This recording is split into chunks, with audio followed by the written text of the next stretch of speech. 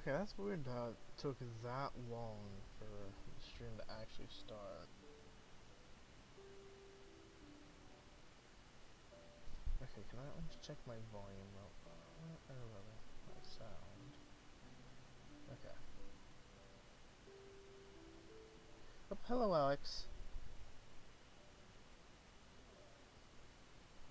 Okay, yeah. Okay, good. Mute that. How are you doing tonight?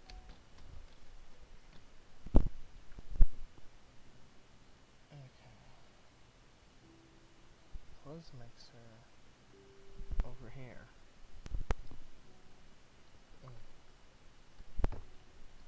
Alright. So, last time was fairly interesting. I know you definitely missed it because it streamed late, but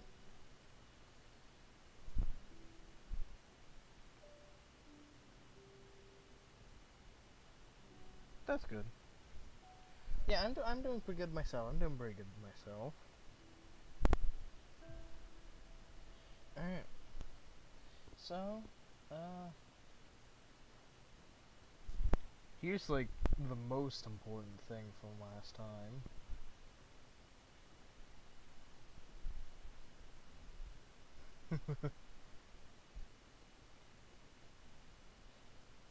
we we uh we wooed Greth, which we also met last time, but fucking I love her.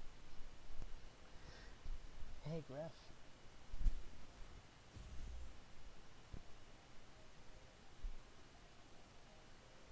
It's so cool what you did for me, or what you did for Nova. It's nothing. It's always cool to help new witches find themselves. I can't wait to see what she makes with her powers. I just hope the old witches don't grind her down too much. It's like they forget what it's like to be freshly ascended. I guess many old witches see newcomers as a nuisance. Sometimes I get them. A witch can be lost in their own objectives that anything extra becomes baggage. In any case, losing one's morality shouldn't make you forfeit your humanity too. Plus, there's a lot to be learned from new witches too. Will you vote for scattering Adana then? I haven't decided yet. I'd like to. Yeah. Become more powerful sounds like more attractive. I'd like to, yeah. I'm not really sure what I'd do with more power. And it's always fun and heartwarming to become more sisters. To welcome more sisters. Yeah, I hear you.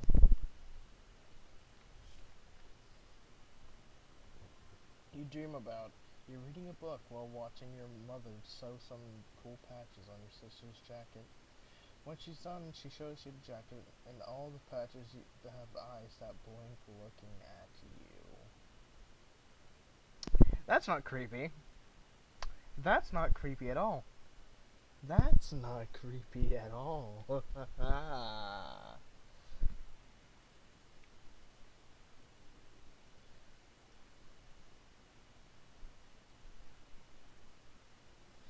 Okay, anyways, other business we need to attend to.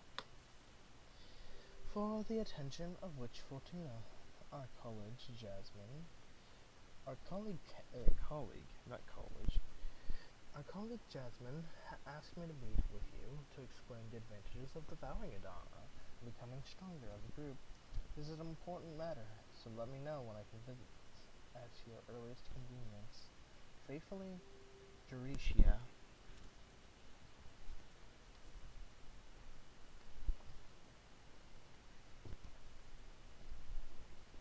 Speaking of the older witches, she is supposedly the second oldest witch in the coven, aside from Adana, which, you know, we've talked about that bitch. She's dead.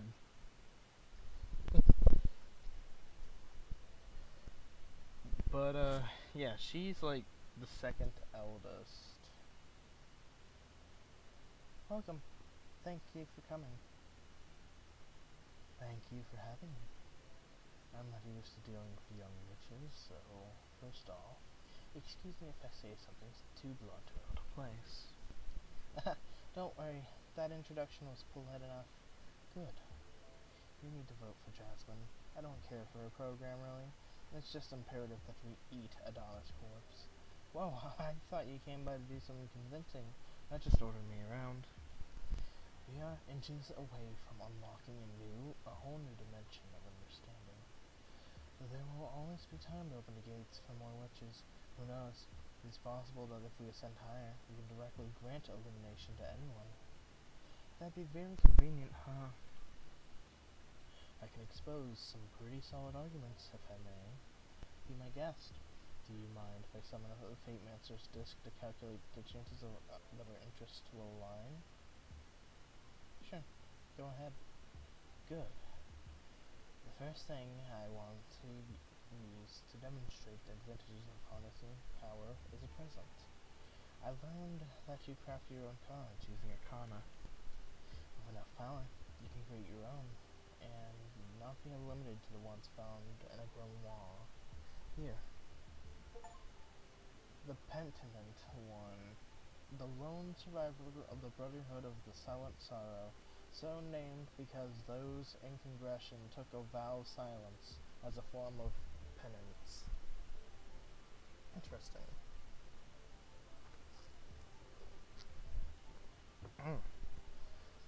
While I was at the mercy of the Inquisition, I met a penitent pilgrim. He didn't say anything, but he left a lasting impression on me. Using my hostilic formula, I crafted his essence in the form of a super arcana for you to use in your divination. Think about the possibilities if you were able to etch any element of the cosmos that marked you into a god.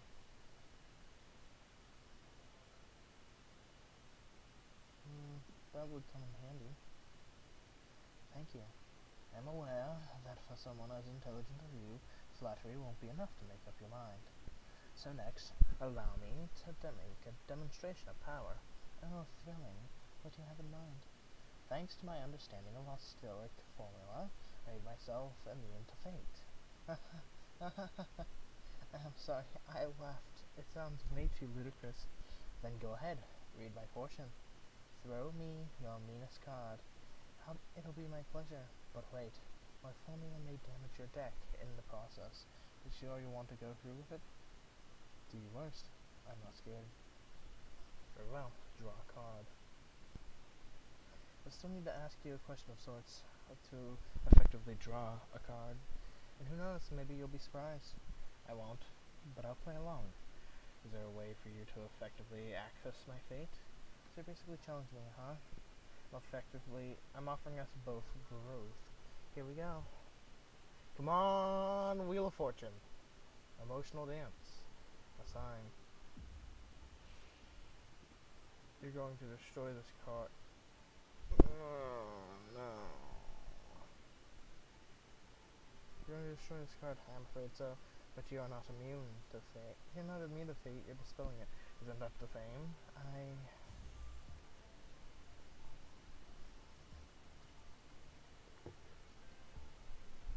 You know, you haven't just dispelled a card, you obliterated a lot of time I invested in its art. Don't worry, the arcana and the energy you spent on it went back to Grimoire. Now they can become something new. That's the beauty of entropy. I can see the beauty of it, yes. That pleases me. Most young witches have too much animosity towards entropy. That's the thing about entropy. The theory of entropy means that one day everything's going to perish in but in the heat death of the universe, but to be reborn anew again.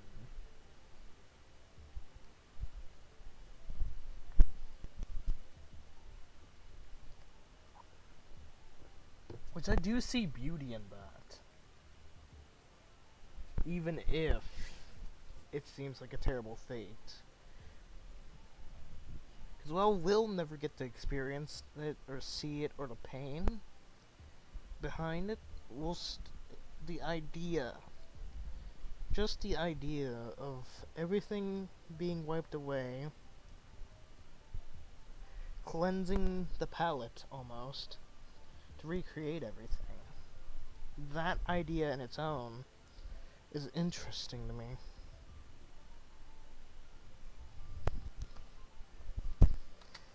It is only after embracing entropy that we can fully access growth and regeneration. It can still be a pain in the ass, though. That duality is what makes it the most beautiful thing. I have one more gift. I'd love for you to explore the blessing of entropy. This is a special dark matter serum distilled using a holistic formula. Add it to your cauldron, and it will allow you to dispel cards. That way, you'll be able to recover the arcana and energy used, and create greater room for experimentation and thus growth. So we could literally just destroy entire cards and like use everything. Like we can, if we wanted to, we could destroy our entire deck and reuse all the arcana and all the energy that we put into it in the first place. If we really want to. Oh, that is interesting. I'll treasure it. Don't just use it. I know. Entropy is a figure of speech. Words aren't excluded from the power of entropy. Keep that in mind. Understood. Thank you. So, are you more prone to devour Adana? Embrace her gifts?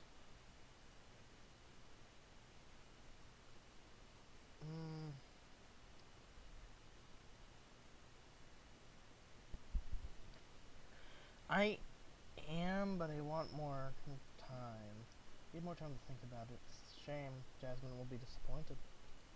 But I'll give you time. You're still young. Experiment with entropy. Sure. Are they leaving now? Wait. What about the Fate Ranger's desk? Does it work? Are we friends now? Ha! I do not do friends. Who knows? Only time will tell. So that's how it is, huh? Well, let me know if you feel the urge to join forces. Likewise. Farewell, Fortuna.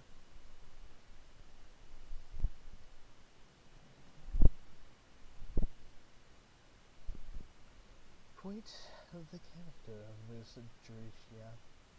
She's a bit full of herself. I kinda liked her, to be honest. A bit full of herself. I sympathize with her. She has that kind of look only a behemoth could recognize. What do you mean? Those eyes. You only get them when you manage to peek behind the curtain. They invoke a calm dread, if that makes any sense. I can picture myself getting there at some point if I keep delving into the mysteries of the deck. Well, maybe not. You are too stubborn for that. Hey, I'm not obstinate. If anything, I see you acquiring the presence of a master. It requires you a special kind of confidence to evoke that. Oh, thank you. Only idiots and erudites manage to get there, and I'm standing on the fence on which you are. Ow, damn! Haha, very funny. By the way, the dark matter serum is quite the asset. You think so? Of course. Your first card spared innocent of the students. That's very romantic and all. But as you develop your expertise, you can recraft those arcana in a more knowledgeable way. I suggest you try it out. Just add a drop to your cauldron over there, and you'll get to dispel a card and recover arcana and the energy you sealed into them. Maybe I'll give it a try. It's going to be tough to part ways with those nice pieces of art, though. Maybe. You won't be able to reduce your deck so it says below 4 cards anyways. You've grown too powerful for that. Your divination won't be able to withstand a reading with less than 4 at this point. The omnipotent paradox. More or less, yes. I will leave it to you.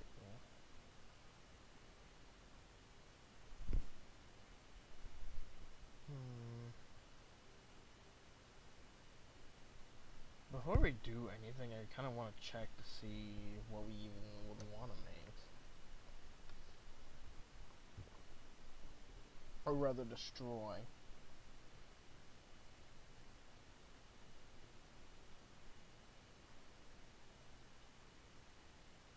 I wonder what would happen if we tried to destroy the cosmic wheel itself. I don't think it would end well. So we're not even gonna try that.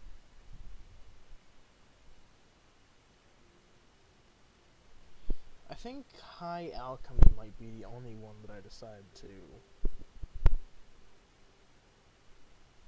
destroy if I destroy any of these.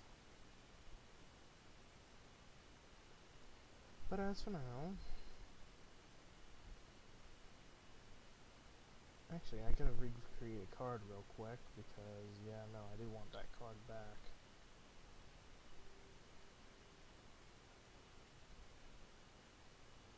Wait, what happened? Where is the... Oh, was it this one? No. But I do kind of want to make this anyways if possible.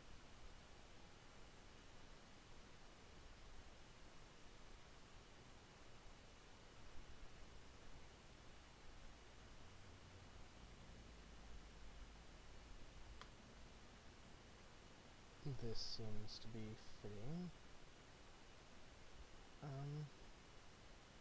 Oh, yeah. Put her down here.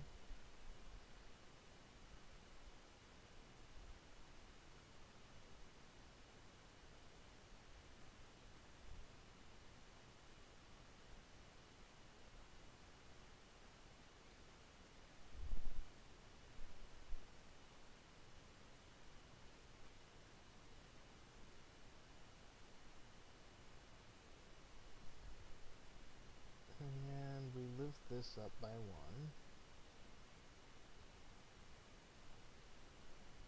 I shall maybe shrink this a bit.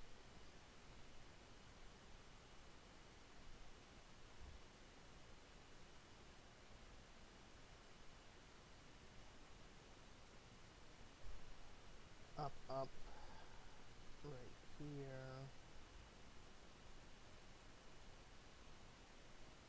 And then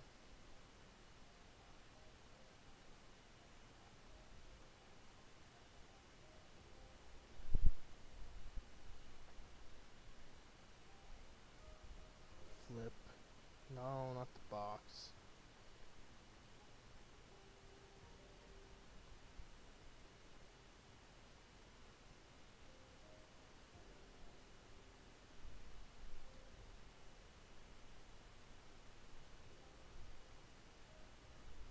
Alright, that was a simple one.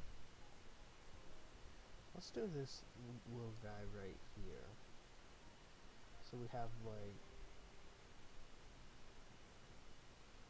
And then you with this shell.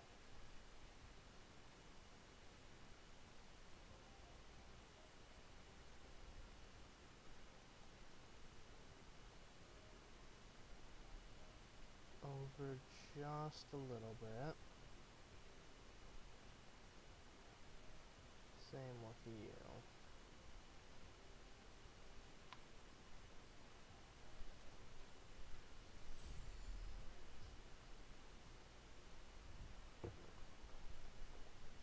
Astral Rolfkin. The Arcana are blessed by the power of the Gemskull Belt.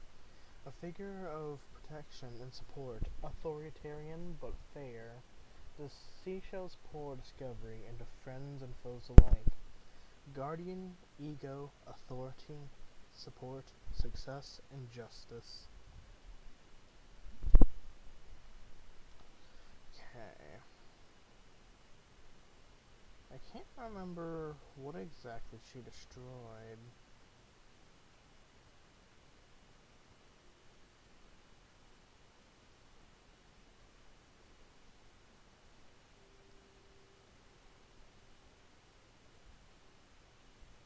Maybe it had to do with the pleasant or this.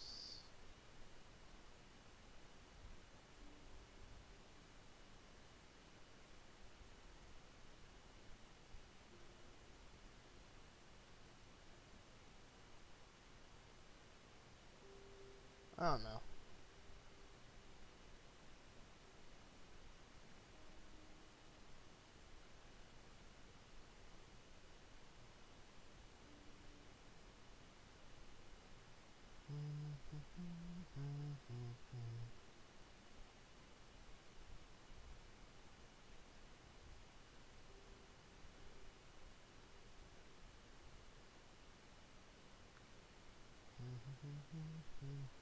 This.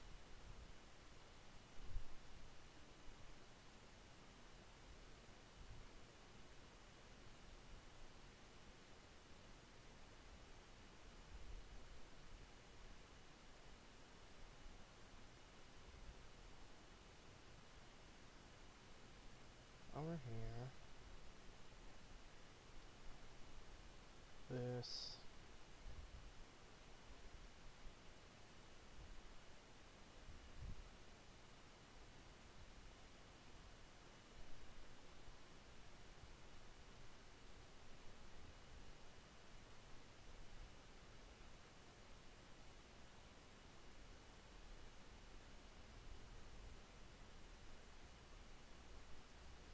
And copy. Flip. No.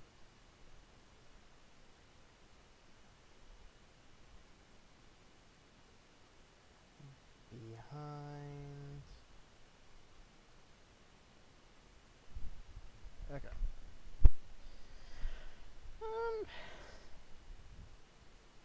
I think that's good.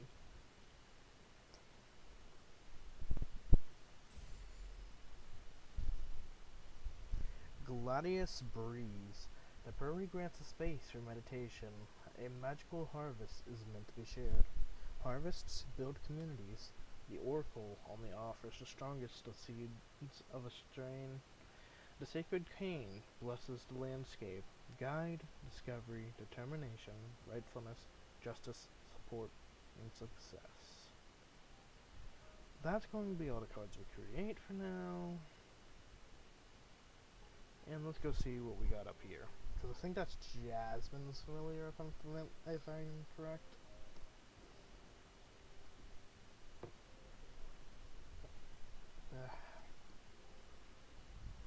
No. Who are you? Oh, right. Fortuna, it's not cool. I learned you can get visitors from other than you. I don't know if you are aware of the current state of things, but we need to talk. I'm gonna cuddle with my girlfriend first.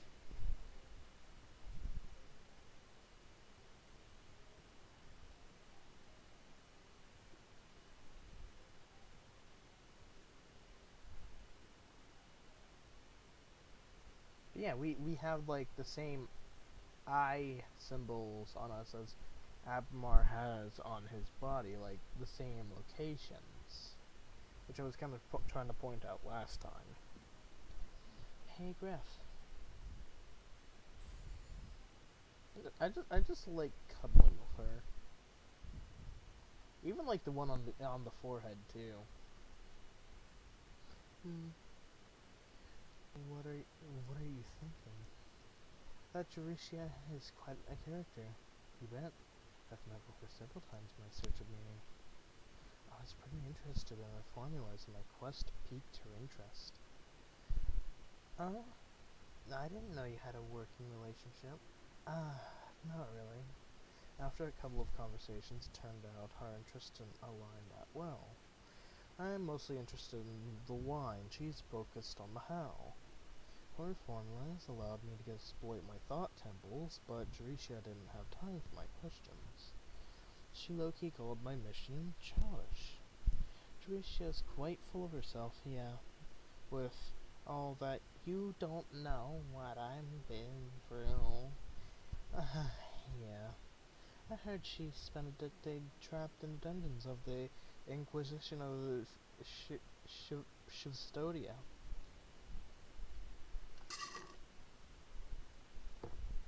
She ascended thanks to her formulas, and her cell's wall was with inscriptions and managed to force her own ascension. Drecia is the only witch known to have ascended by her own design. That's something to respect. Yeah, shame her humanity didn't make it out of the cell.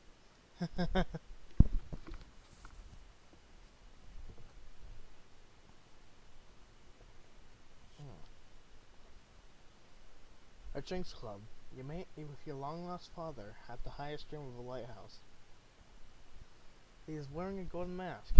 He gives you a small ebony key and tells you to insert it into the keyhole in its mask.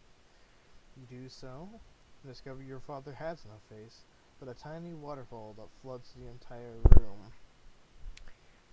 That's terrifying.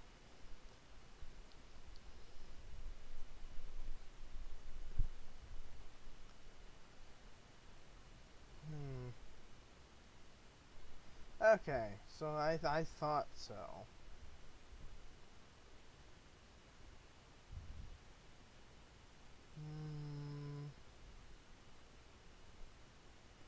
Nah. We won't dispel anything just yet. Trees. Dear old sister, Chapter 5, and an inquiry into values.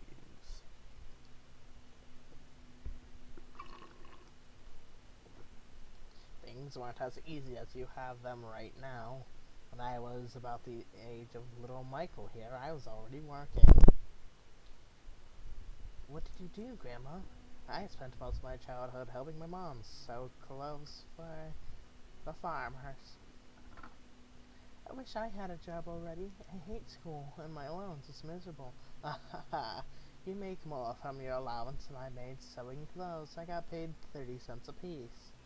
What? Well, then why did you even bother doing it? I had to help my mom. She was paid $2 apiece. During those times, it was enough to get by. Why is everything more expensive now, Grandma? I don't think I'm ready to explain that. Ask your dad about inflation when you get home. Did Dad ever explain it to you? I'm afraid not.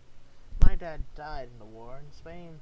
He didn't have time to teach me much aside how to use a knife and how to cook, paleo. I love Grandma's yellow rice. You sure do, beautiful. I'll make some paleo tomorrow. What do you say? Yes. Yeah.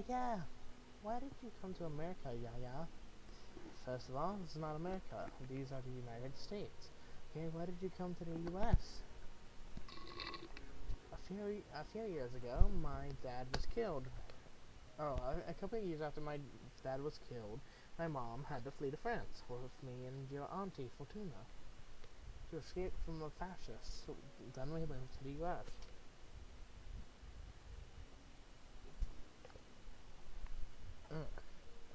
That was some good lemonade. What are fascists?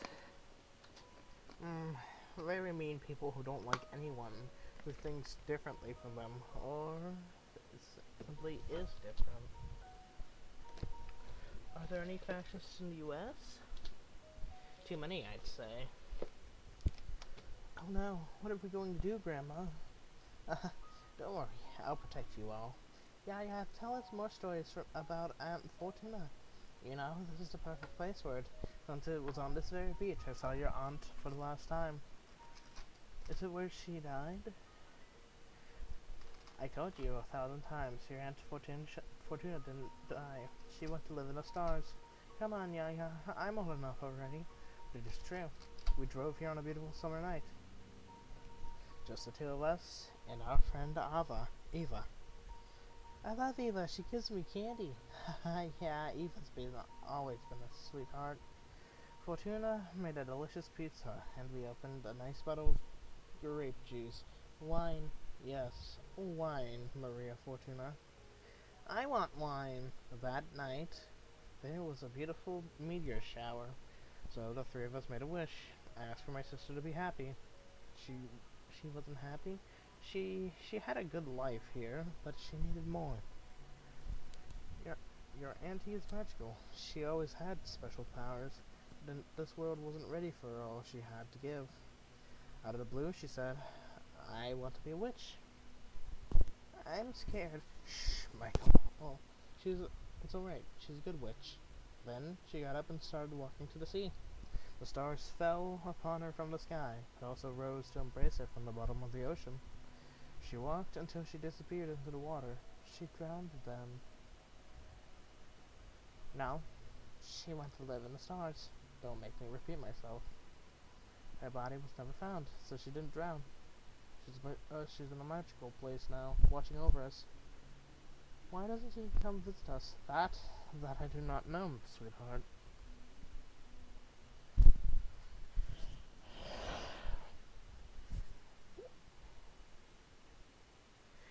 Hello, Fortuna. Oh, you're upset. At this point, I'd say I'm more disillusioned than upset. When were you planning on telling me you can accept visitors? Things have been complicated. I didn't want to worry you until I figured out this mess. I didn't know how I had to report every movement. Things have been complicated. This is a pattern. I don't know why, but you keep pushing me away when things get complicated.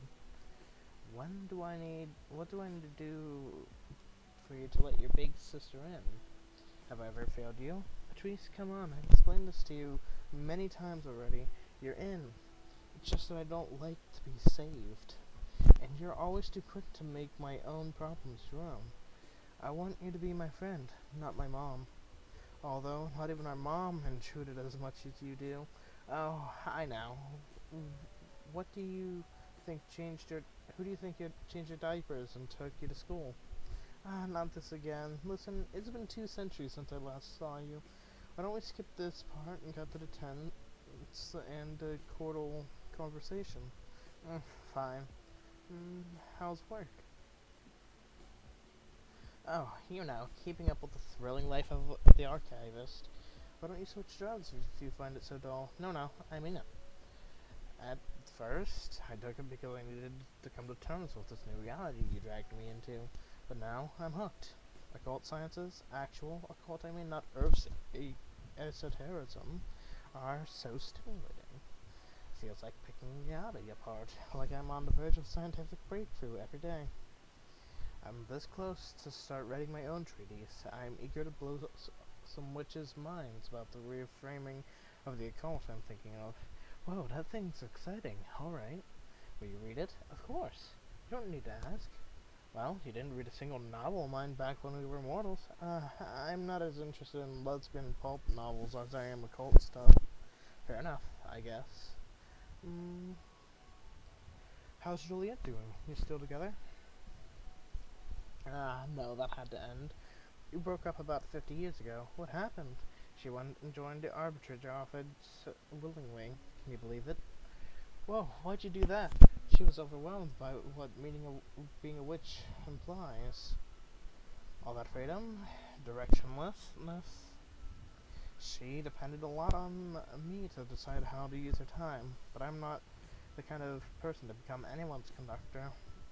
She was fine whenever she was busy, but every time I needed my space, she had severe episodes of anxiety and depression.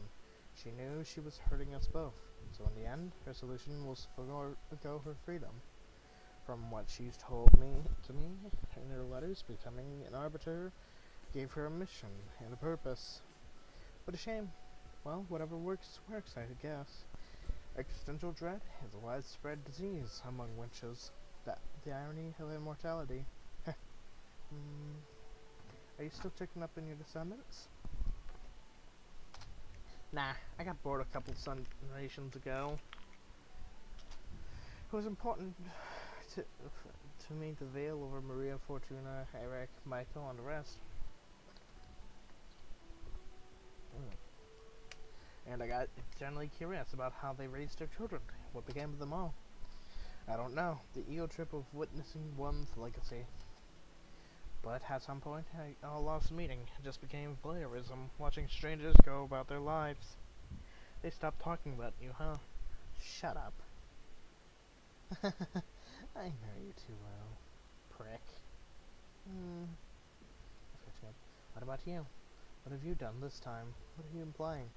Something embarrassing, dangerous, or illegal? I'm sure.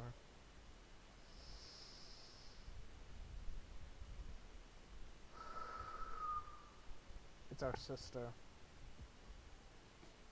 We gotta let her know. Abramar, show yourself. Fine, show yourself. Abramar. Holy fuck, Fortuna. A motherfucking behemoth? Pleased to meet you, Patrice. And it talks? What do you mean, it talks? We behemoths fucking invented language. And I'm not an it. Please refer to me as he. What have you done, Fortuna? I did what I had to survive. Survive? This will get you executed, erased from the cosmos. I was living death anyway. 200 years alone on this rock is worse than oblivion, Patrice. Who could blame you, really? Fucking Adina. We have to use the elections as an opportunity to save your ass. I can start by calling in some favors if we can get you in the running. Patrice! What? You're doing it again. Stop. This is my mess. I can handle it. You can't handle shit. Look at the situation you've gotten yourself into. I've been a witch for decades longer than you. I don't need your lessons. You may have been my big sister back on Earth, but not anymore. In fact, you're my little sister now. Know your place. What did you say, you ungrateful piece of shit? You heard me. It's my turn to protect you. Just by colluding with me on this behemoth issue, you could be punished too. I didn't even tell my best friends. That's why I didn't want to get you involved. The fucking nerve. I don't need your help. The sooner you get into that into your head, the better. Why did you turn me into a witch then? I did not turn you into a witch. You were destined to become one. How many times do I have to go over this? I just read the cards. Oh, wait. What? Oh my god. Are you alright? I did turn you into a witch. Oh my god, oh my god. I'm so sorry, Patrice. What are you going on about? What? You're sorry now? What is going on? Oh shit, you're bone cancer. Oh shit, oh my fucking life. Fortuna, easy. Sorry, I'm truly sorry. I recently learned something about my divination that, well, it changes everything. What's going on? I'm not a reader, I'm a writer. What the hell does that mean? Adana's corpse, she visited me recently. She told me why she sent me into exile and why she took away my deck. I'm not seeing the future, I'm deciding it. Forging what's ahead. I killed you. Whoa, slow down. First of all, we were kids. You weren't responsible for my fate no matter the forces behind it. I give you fucking cancer. Hey, shut it.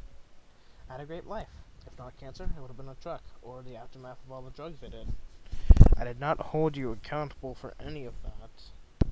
Still, I'm so sorry. And then, you're right. You've always been right.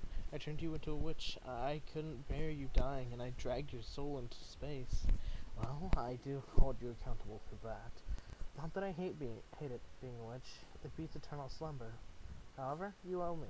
I think you owe me. You must let me in. You wanted me back in your life so bad, you pulled me out of death's embrace. Now own it. This is too much, Patrice. I don't want to read the cards anymore.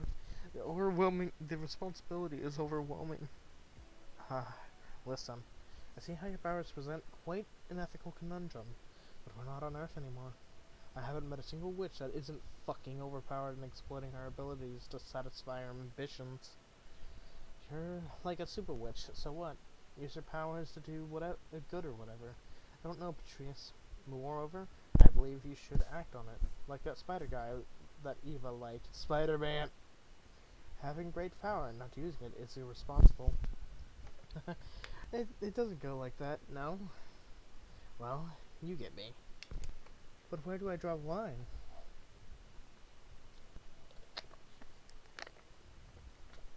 Case by case. I know you're a good person. I'm not afraid of letting you tamper with fate. Read cards for me. Come on. Really? About what? Read into my end. What? No. Come on. We all have an expiry date. Even witches.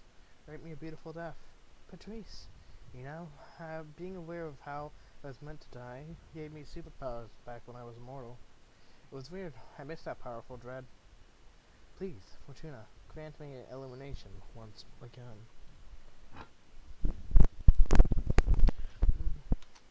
Alright, I love you, Patrice. I love you too. Here we are again. But let me tell you, this is the last time you make me read to your end.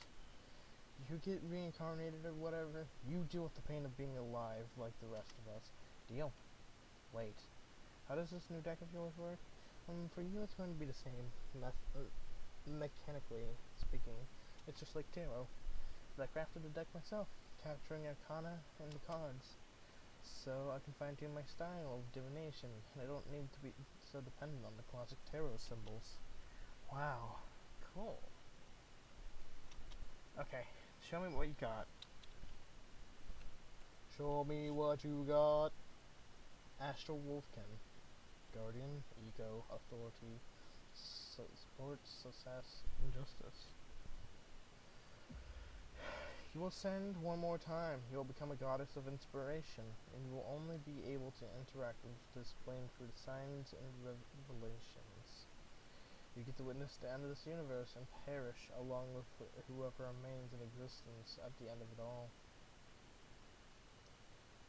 Goddess. You will descend one more time. You will become a goddess of inspiration, and you will only be able to interact with this plane through signs and revelations. Really? You gotta be kidding me. Let me rest in peace for once, for God's sake. I thought you always wanted to be a goddess. Please, I'm a goddess already, bitch.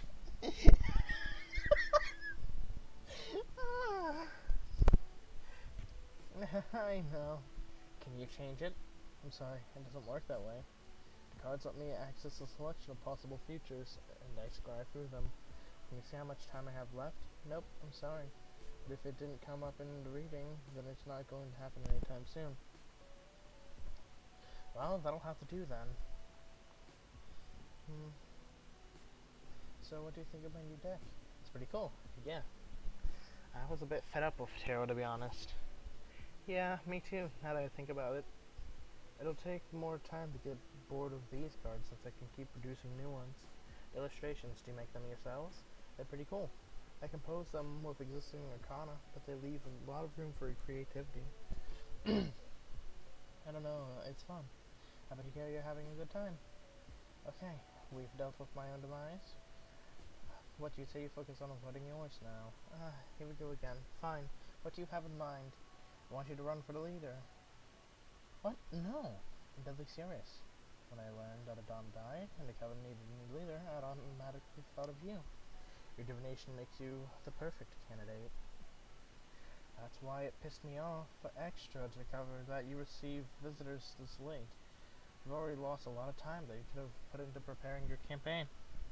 I'm sorry about that, but anyways, clairvoyance is the only quality we discovered on a reader of a writer, but the responsibility.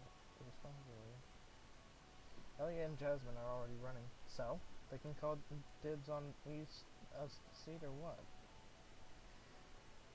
Well, things will get too tense if I decide to run now.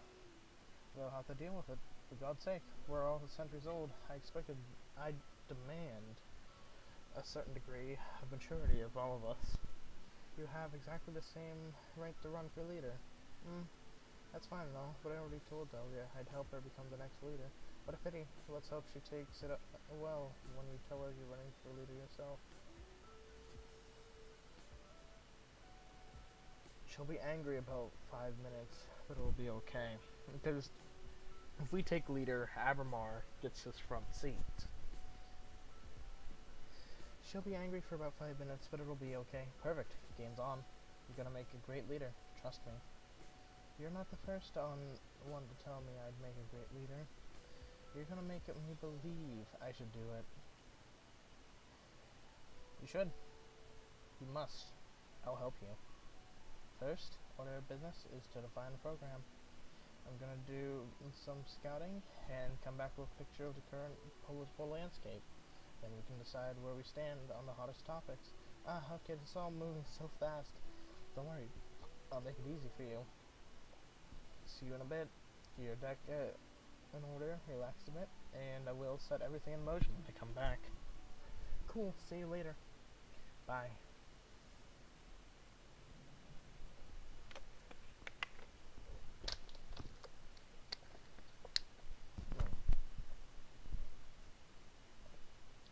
What a bossy sister. Tell me about it. The air seal didn't seem to make a dent on her. I'm a bit disappointed in my magic. Guess Patrice adores me in her own way. She just has a tough way of expressing love. I'm beginning to think I sided with the wrong sister. Shut up. So shit is getting real. Are you excited? After summoning a behemoth, this is child's play. This promises to be a fun ride, I see. Okay then, what do you need me to do? What do you mean? For example, do you want me to deliver a letter to summon Dahlia and Jasmine to let them know your final stance? No, game's on. Better catch him off balance. Oh, damn, you're more ready for politics than I thought. That's harsh, but it's the attitude of a winner, alright. I respect Dahlia and Jasmine now that I have to employ every resource at hand to defeat them. That's all. Suit yourself. I'm glad you let Patrice know about me. You don't have to worry. She's loyal. Oh, I'm not worried. On the contrary, I'm eager to team up with her. Team up? Come on, you have a behemoth on your side and you were planning not using me during the campaign? Just let your sister know about my skills. I'm sure she'll put them to good use. I can spy on opponents, dig up dirt, spin the cosmic wheel a bit in our favor, you know. Okay, I guess it's a great resource, but you don't have to do anything without her. You don't do anything without her approval. Absolutely. It may not look like it, but I'm a team player. Yeah, sure. I think I'm going to lay down for a bit. Need some rest before facing the mess I've gotten myself into. Plus, should bring Griff up to speed. I guess she's in this mess by association now too. Talk to you later. Let's go! Who was that? Sounded pretty intense. My sister Patrice came by. What? And you didn't think to introduce me? I do want you to meet her, but the situation was too tense to bring you up. She's coming back in a bit, so we'll do the introductions later. Cool. Is everything alright? My sister's dad set on turning me into the next leader of our coven. Oh, wow. She believes that I could do a lot of good for the coven with my cards. Well, that's a fabulous idea, provided you're fine with it, babe. And not only because of your cards. You're smart and caring, and you've only had this new deck for a few weeks. You've already helped a lot of people, myself included. It'd be great to have someone so kind-hearted yet powerful as you at the helm for a change. I'm not as selfless as you think. I'm an egoist. I'm full of wrath. I am a mess. Aren't we all, though? The important thing is that you can overcome all that. What matters most, you do good. I don't know. Let me help you. I can work on with the team, move the campaign. That'd be great. I'd feel stronger with you at my side. Can I ask why? Can I ask you to keep me in check if I lose my... Oh wait, can I ask you to keep me in check if I lose my way? Oh my god, I cannot speak now. One of the things that scares me most about going into politics is the idea of losing myself to ambition, crossing a line I shouldn't. I don't know. You can count on me. Look, I've already come up with a mission for you already. Whatever you need. Hold me tight, please. You got it.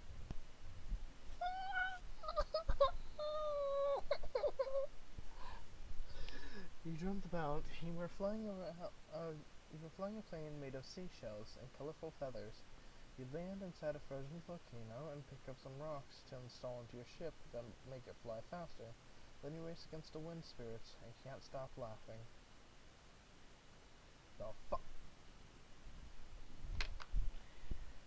Anyway. Hey, Sis is back. School. Everything is set up to go. Get your shit in order, because we're about to get real. Let me know when you're ready, and we'll review the campaign plan.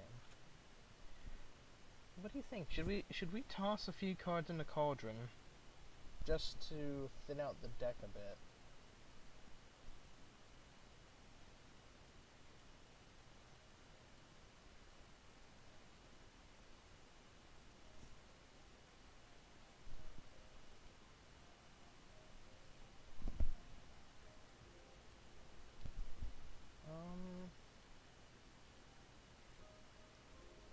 Toxicity might be good to get rid of. As great of a card as it can be... No, we need a negative in here. We do need a negative in here, because... if not, we have to rely on the Cosmic Wheel. I think 2 negatives is fine enough. Plus the Cosmic Wheel for whatever else.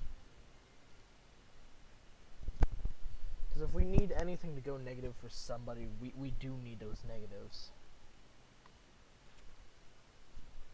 So I think we're good.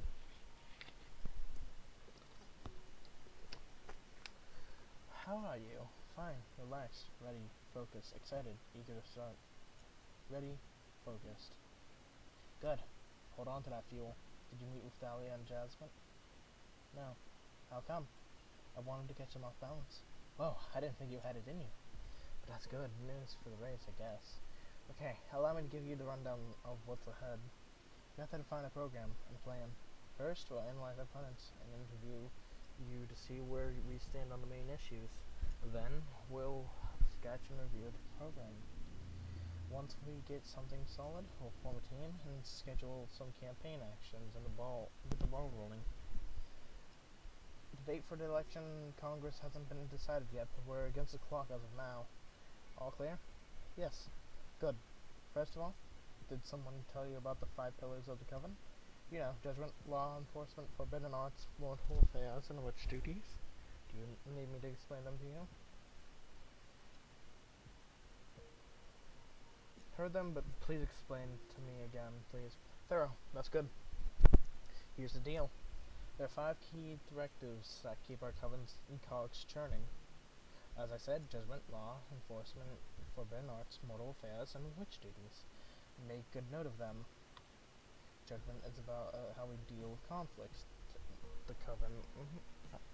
How we deal with conflicts within the Coven, how we determine who's at fault, and such. It's also the executive branch where the Coven is going to deal with major events. Until now, we've had runic judgment, which basically consisted of Adana consulting with gods, thus playing, swallowing whatever she fed us. Then we have law enforcement. That's how we Coven punishment. It's how the Coven punishes anyone who did something wrong or forbidden, as determined by judgment. Right now, as you're well aware, we send infractors into exile for a variable amount of time, depending on the severity of their actions. Can our slogan be "Fuck you, exile"? Wait, can his slogan be "Fuck you, exile"? Very punk. Plenty work, huh? Next is forbidden arts. That's how we deal with the perilous magic and knowledge, such as summoning behemoths, necromancy, etc. The current directive is when the Coven determines something could put our community at risk, we ban it. Then there's mortal affairs. That's why we deal with humans and as traditionally put other lesser beings. Lesser beings as in animals or life forms that don't have access to magic. Actually, fuck that term, by the way. Adana determined that mortals should be exploited and manipulated, at which is inconvenience. Did you know that Adana wanted to cause World War III on Earth? What? Why? To harvest energy from mortals. Fucking bastard. We still have a celebration pending to send her off to hell.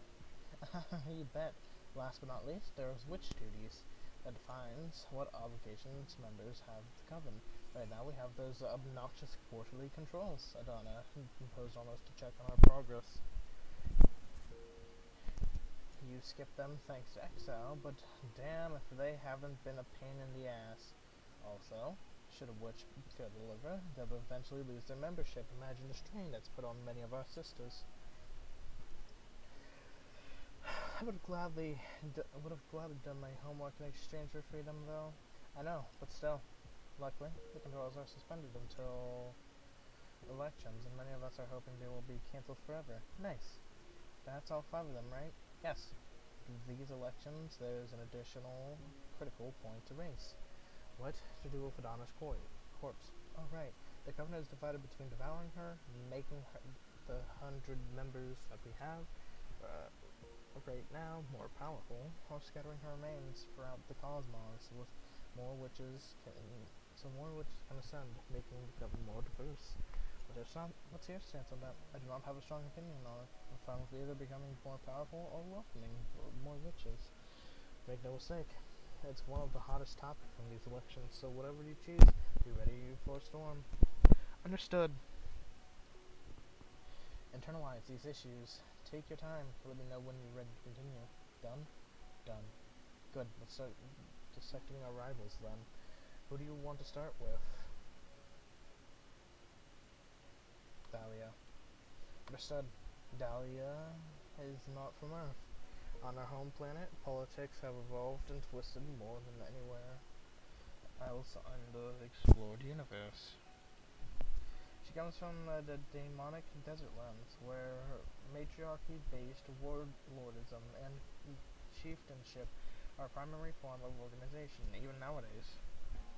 I'm not saying to underestimate her, but we can expect her not to be well prepared to navigate intricacies of a political campaign. On the other hand, Dahlia's politics seem very different from her homeworlds. From what I gathered, her focus seems to be collectivizing the Coven's duties and responsibilities, distributing the Coven's power horizontally, level the playing field, is practically her slogan. Whoa, where did you manage to get all that info in so little time? I'm an archivist, and this is all public domain. No sweat. Now focus. Her program is to achieve this: judgment by referendum. Dahlia argues that in the community, this compact, we should have to account for every member's input, regardless of their background or preparation. Enforcement. None whatsoever. She believes in amicable resolution, and should dialogue fail, she wants to leave the matter in the hands of the arbitrage office. Her point being that we don't need police ourselves when we already have the magical pact. Forbidden arts allow free access to any kind of magic and control them through education, not banning. Mortal affairs cut all ties with mortals. Dahlia believes we are too privileged to be messing with people's lives. She thinks we should leave them and be focused on the cosmic and magical. Witch duties, magical tax. Have every member of the Covenant share a percentage of their magic output to pool resources for the benefits of the clan. And finally, she believes we should scatter Adana's remains so more witches can ascend, and our Covenant can become more diverse. As you can see, Dahlia is betting on a kind-hearted community that requires goodwill and to work. Most utopic, I must say. What do you think is the best strategy to undermine her program?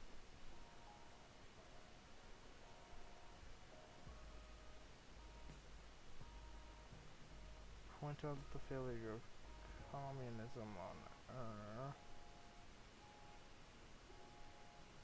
Spotlight the primitive societies of her homeworld. Well, communism has to do with money, but we're actually using magic and shit. Spotlight? Like, we have no actual currency.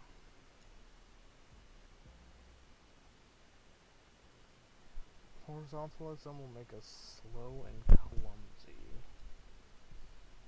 Expose our nine faith and good intentions. I think horizontalism or good intentions.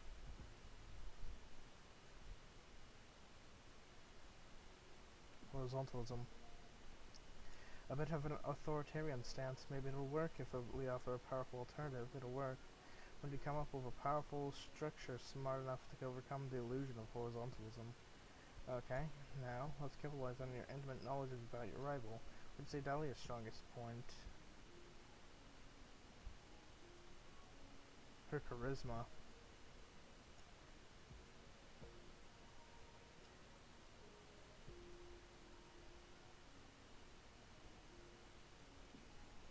Programming charisma and confidence she projects. Yeah, if this were a popularity contest, she'd have the upper hand. I'm sure her campaign will kick off with a lot of momentum.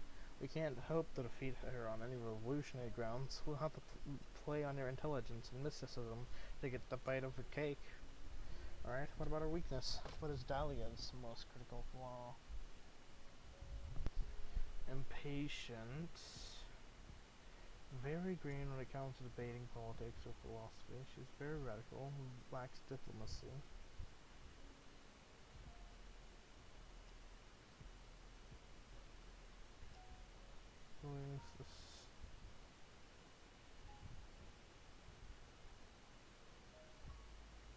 Honestly, it's one of these two, and either one is pretty bad.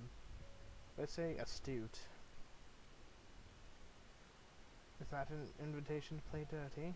No, not really. You asked for the weakest spot. You want to cross any lines you're not willing to cross, don't worry. We should keep the situation... But should the situation get desperate, it's good to know we can trick her into some fine mess. Maybe at the cost of your friendship, but... is this really necessary? It's your call, but if we don't exploit your opponent's flaws, it can make it less likely for you to become the next leader.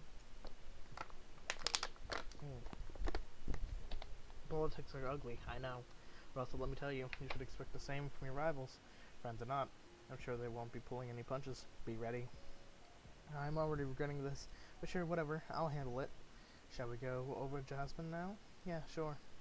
Jasmine was born in a small English town during the Industrial Revolution circa 1800. That put her in a cultural sweet spot for amassing the sympathies of the coven.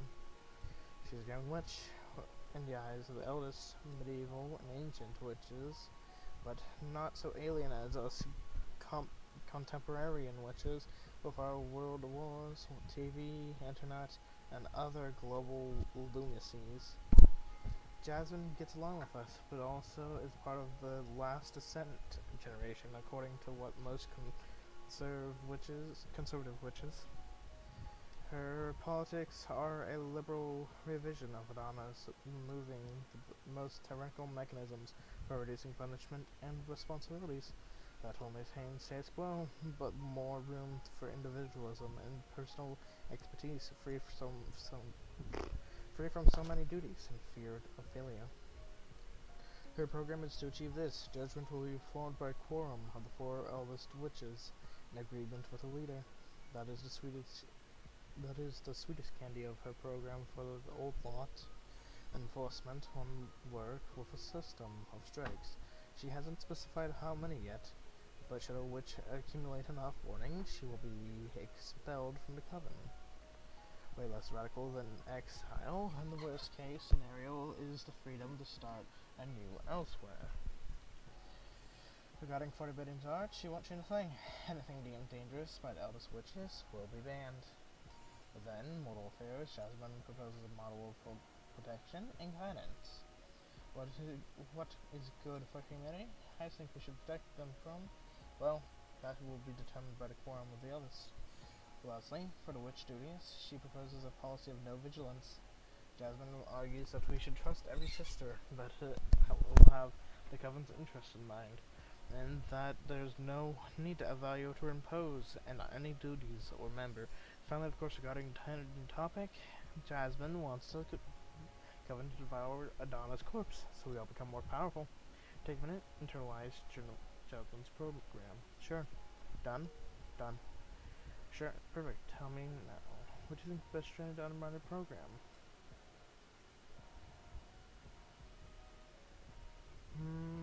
Lax policies will incentivize foul play is definitely a big one. These plans benefit the powerful and forsake the novices. Individualism will fracture the community. Tradition and coven culture will vanish in this setup. Honestly, one of these two, I'm thinking Forsaken Novices. Interesting. If we adopt this strategy, we may polarize the Coven's opinion, but in the long run, we can gather support of the young and weak, plus the support of the most compassionate elders. It may well do the trick. Good. Now, to assess the candidate herself, let's use your privileged info on Jasmine. What did it say Jasmine's strong point?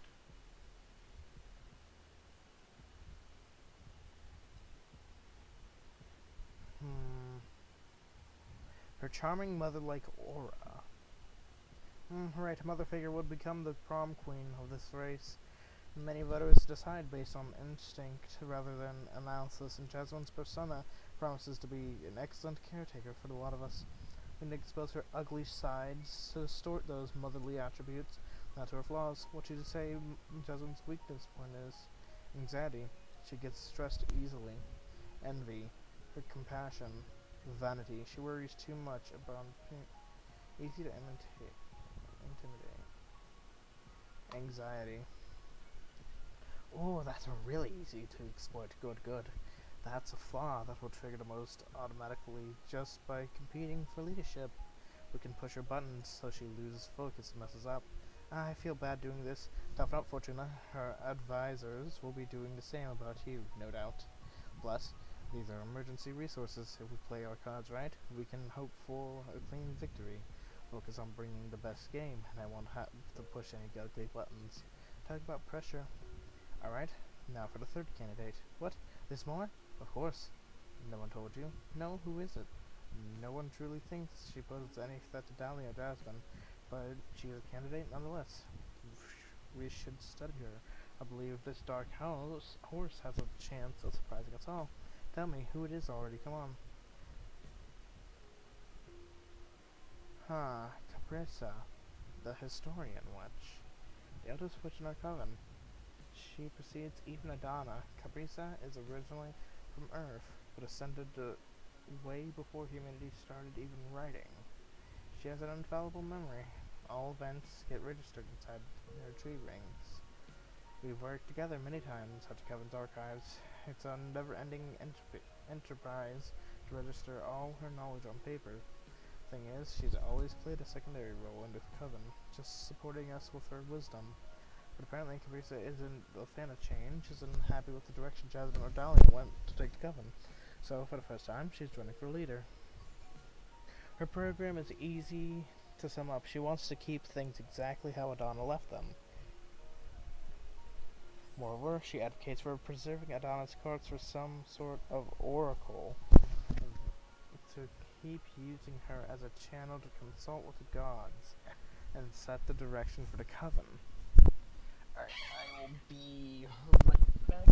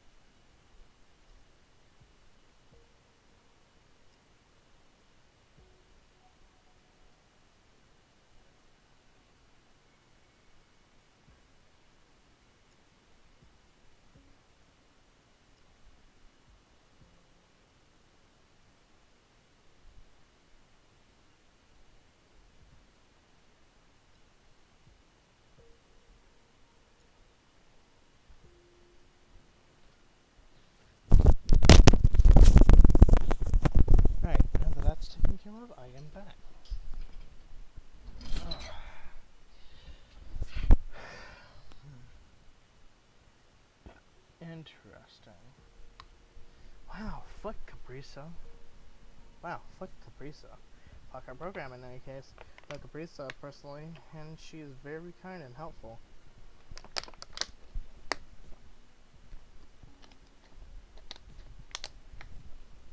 But yes, no one wants the ghost of Adana to keep ruling over us. She has very few supporters, all among the eldest, but I wouldn't underestimate her. Caprisa has a special mystical aura around her. Combined with her vast knowledge, I'm sure she's impressed many voters during the campaign. Depending on how gruesome the race gets, we could scare some of the most conservative witches into switching sides from Jasmine to Caprisa. I see. As long as we don't underestimate Caprisa and keep her in check, we should be fine, though. Understood. Alright, how to start defining our program? Do you want to take a break? Let's get this over already. Alright, we'll go over your point to assess our opinions, make some choices, and then have our first draft. We can review any aspects to iron out the program. It's okay to borrow some ideas you may fancy from your rivals, but try to make a program that's unique enough to be your own. Okay? First point, judgment. Right now is where our rivals stand. Jasmine wants to form a quorum of the others. Dahlia wants to introduce judgment by referendum. Caprisa wants to keep Adana's runic judgment. Which do you prefer?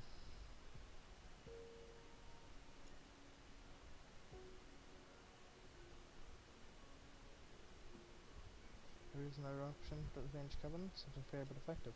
What do you have in mind? To have leadership that decides on everything without the community's input is problematic, but leaving all executive control in the hands of everyone will produce erratic results. I'm thinking establishing some sort of ministries to compromise power. Appoint experts in every matter to deal with law, exploration, magic development, resource management, culture, anything really to set up as many ministries as necessary. All ministries work along with the leader, but they would have the last word on their respective competences, since they would be the ideal person to make informed decisions on each issue. And how will these ministries be appointed? Do positions rotate? What happens if someone more competent shows up? Is the minister replaced? I mean, it's really interesting on paper, and it'll be quite effective to have the dedicated witches on every important matter, but it will probably breed many power struggles within the Coven, fighting these positions or trying to earn favor with certain ministers. I see. Not that the other options don't have downsides, I'm just pointing out what could go wrong with this idea. I think it'll still be worth giving a shot if you like it. If you're at the helm, I'm sure you'll run a tight ship and put out together an excellent team. I'll help you. Yeah, avoiding corruption in this scenario relies on having a capable leader. You are a capable leader.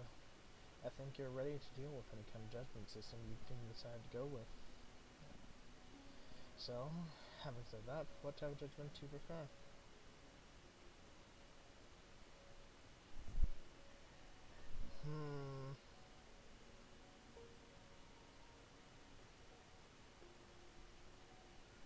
On a referendum. I think Dahlia's idea of dividing all the power among members via referendum beautiful indeed. It'd be something far-fetched for a bigger society, but provided with the Coven says upon hundreds, it's feasible. It'd still be quite cumbersome, and we need to keep in mind that the most popular opinion isn't always what's truly best, but will always keep the majority satisfied. Does this make us weaker or but happy? I can't tell. It's never been done before. In a Coven I know of. Okay, so we're going to go with the ministry system. Gotcha. Now to law enforcement. These are stanches of our competitors. Jasmine wants to set up a system of warnings leading to expulsion. Dahlia wants to advocate for amnestical agreements supported by the Apichar's office.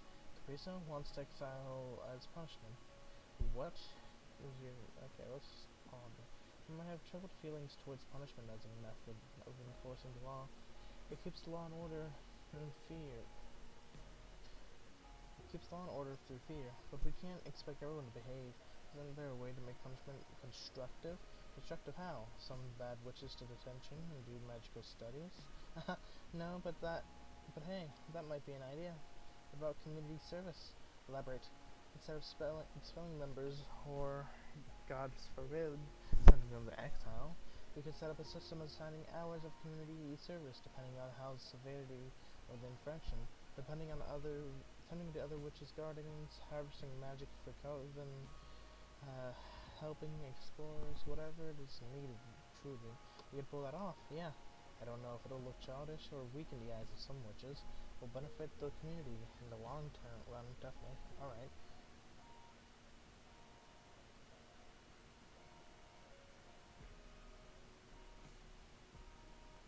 I mean, I would just say fuck exile. But let's go with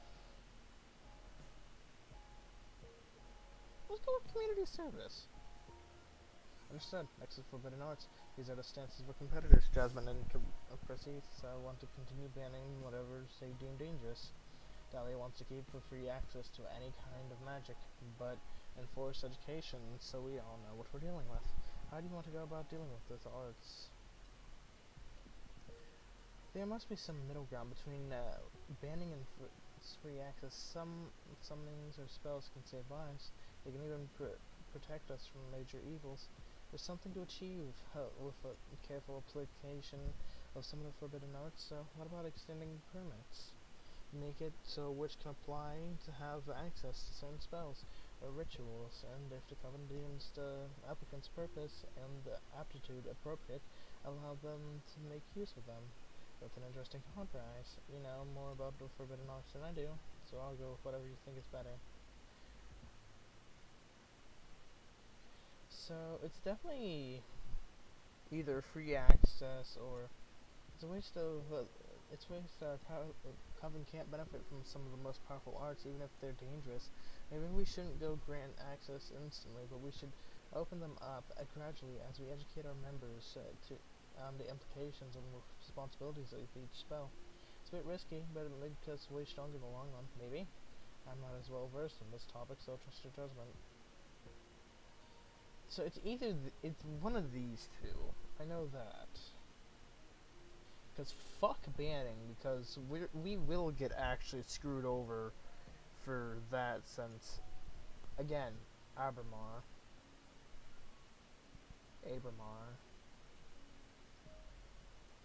So, it's either permit or education. Permit or education. Let's go with permits. Wonderful. Now on to mortal affairs. There are stances of our competitors. Jasmine says we should guide them, take care of them.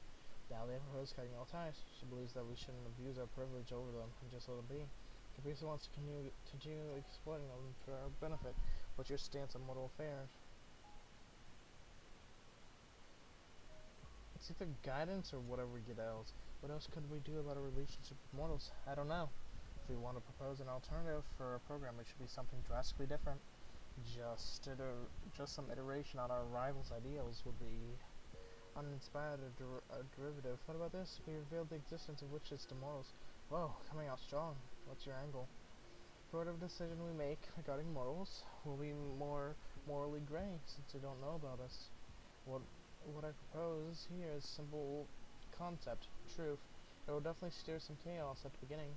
In the end, wouldn't it be better if we develop a working relationship and make them aware of our capabilities? Let them ask directly for what they need. That's beautiful. But didn't you pay attention in school? Humanity has a troubling relationship with witches. They burned us for sport. They burned poor innocent women. What can they really do about the real deal? It's like revealing the existence of lions to a rabbit. They can hide or reject us, but in no way will they be able to hurt us. Heh, you are underestimating mortals' drive to destroy things. Sure, that could make our program look stronger. We can spin a good angle from it. Prepare to be attacked by any debates, though. What's your stance on mortal affairs? Ponder guidance. So far, the Coven has been exploiting mortals under Hedina's command. Maybe it's time we repay the service mortal societies have been inadvertently offering us. That's a good angle, though.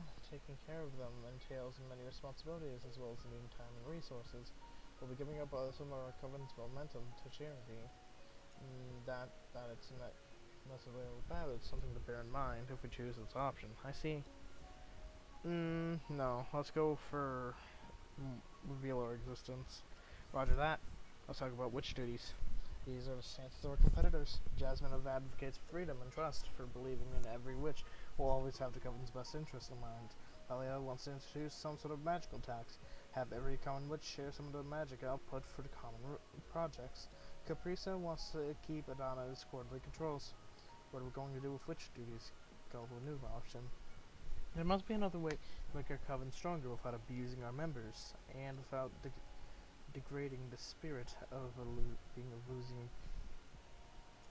a community.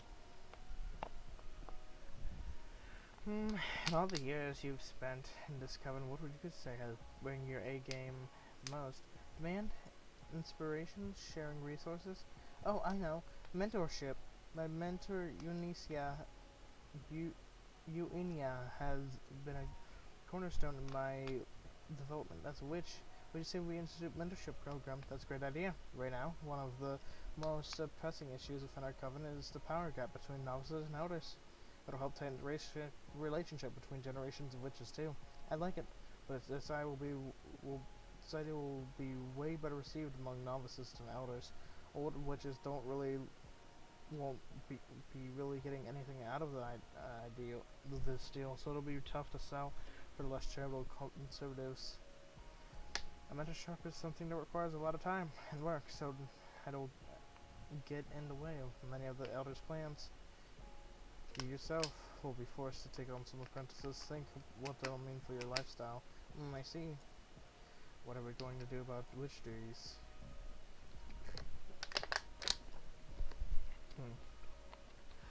It might be interesting to adopt Dahlia's idea of a magical task. It doesn't require any specific actions to serve the coven, and it's pretty fair, since we'll be asking for a percentage of every witch's magical output, whatever form that takes. No one should be worried about feeling controls. You can go about your existence however you want, provided you contribute to the coven's magical reserve.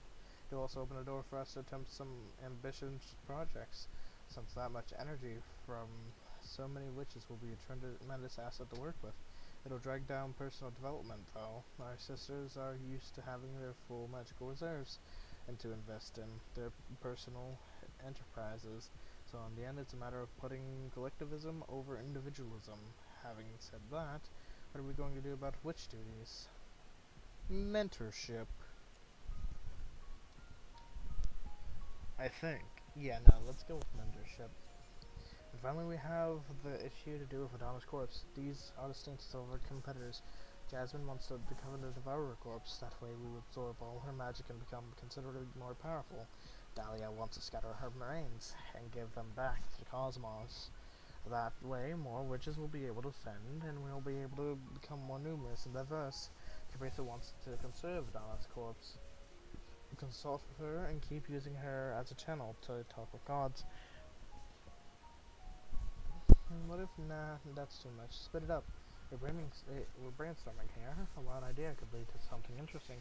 What if only the leader gets to Adana all by herself? Well, what if you hoard Adana's power to yourself? You're saying. Yes, become some sort of super leader. If it becomes tradition, whoever is in charge will become more and more powerful with each generation. Interesting. All the power of their predecessors, working towards a godlike figure who can safeguard the coven from any evil. That is dangerous. Not a lot of people will agree to this plan. If you manage to pull it off, you'll become extremely fucking powerful. I don't want to imagine what that would imply for your powers. You'll be able to rewrite reality itself if needed. I'll support you if that's what you want. Let's ponder devouring her. Cause Super Leader is cool, but I think ponder eating her, or just the community eating her, because that is a very great plan, and it'll get a lot of the elders on our side. Devouring Adana's corpse is tempting. We all have it instantly become more powerful and prepared to confront these times of change. Yes, Yes, no witty remarks. Not that I would, not that I mind welcoming more witches, but becoming more powerful will surely come in handy for my job. Yeah, that's the debate. I will support you no matter what you choose. Bear in mind that advocating for devouring her will earn us sympathies of the conservatives and will discomfort novices or vice versa. Honestly, devour. Let's go for devouring Ardana. Alright, that's a wrap then. Then review the program as a whole now. The program is unique enough. I believe we are offering quite an interesting option over the plans of our rivals. Are you happy with it? Would you like to change it?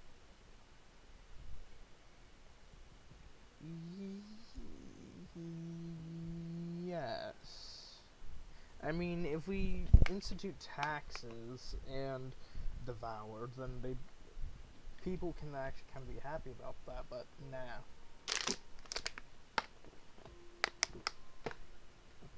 Let's fucking full send. Happy with the program. Let's move on. Great, wonderful, fantastic. Now take a minute to look at our program. Internalize it. Believe it. Make it yours. You're going to have to defend all these decisions from in front of your rivals in the whole coven. Let's see, is it F12? Yes.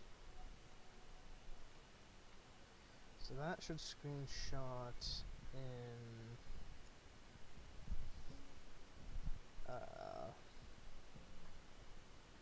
Steam. Where the hell is Steam? Right here. Because we definitely want to keep that.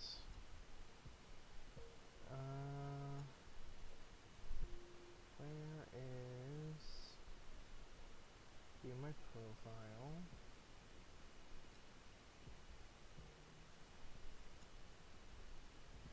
Screenshots.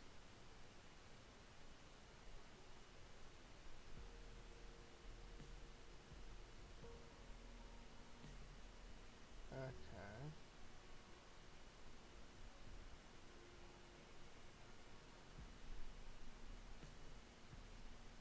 Revolution.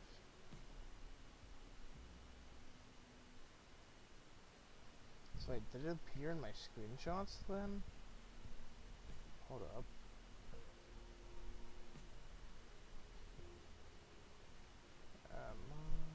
Screenshots.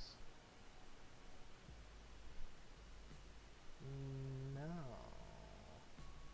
Wait.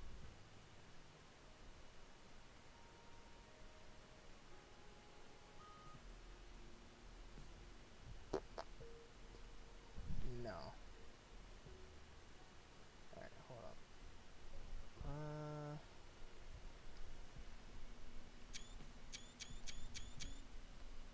Oops. Okay, wait. Press F12. Okay, wait.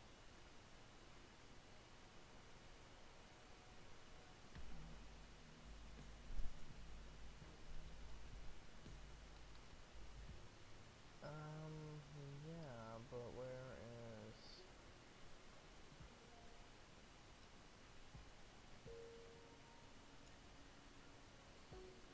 Huh.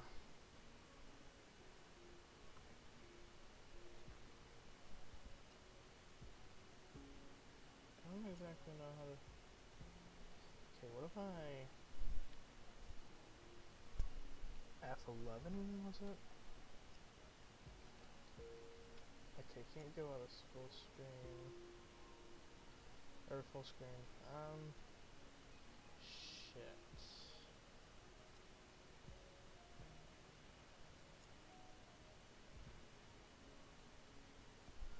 Definitely not that. Downloads? No. Not in screenshots, I know that. Saved pictures?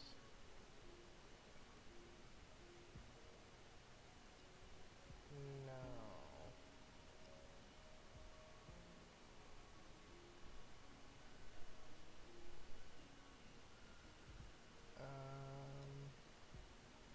Pictures. Camera wall maybe? No.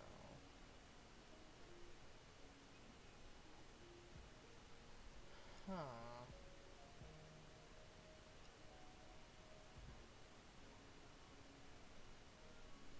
Okay, how about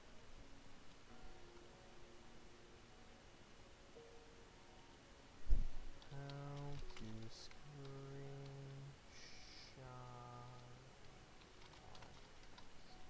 top print screen.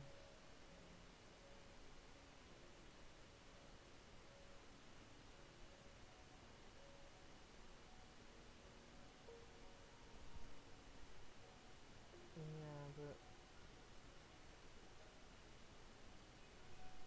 okay. So okay, so I don't want that. Right here. Where's print screen?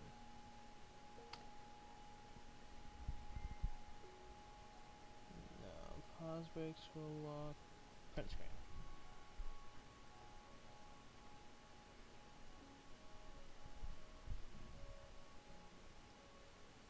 Okay, on Windows 10.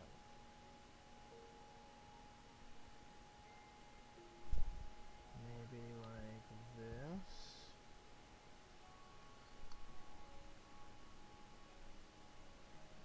Okay, so what if I go and Control V? Okay.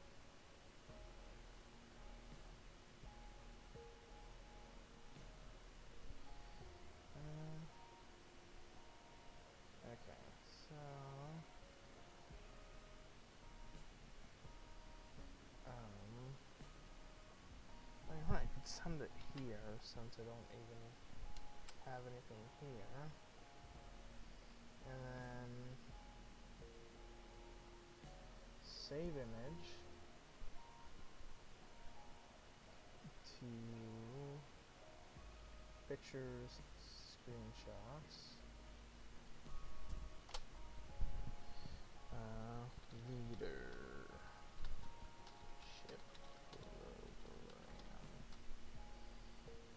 program. Then simply delete message. I mean, there's definitely a better way I could have done that, but that's the way I decided to do it. So, whatever. You're going to have to defend all these decisions in front of your rivals and the whole coven. But most importantly, I'm going to need you to sell the concept of it. And for that, we're going to need a slogan. A slogan, finally something fun. It's been fun all the way for me so far. You're really enjoying yourself behind that haughty pose, huh? Oh, you're really enjoying yourself behind that haughty pose, aren't you? You bet.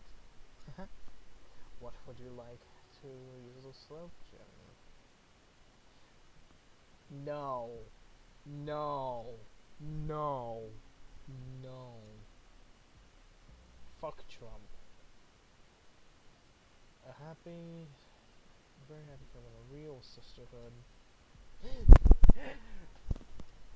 And look, we finally found the sisterhood. Take fate into thy hands. So either Real Sisterhood or take fate into thy hands. Ooh, I like this one. Very on point, given the kind of candidate you are. I think it doesn't say much about a program, but it doesn't matter.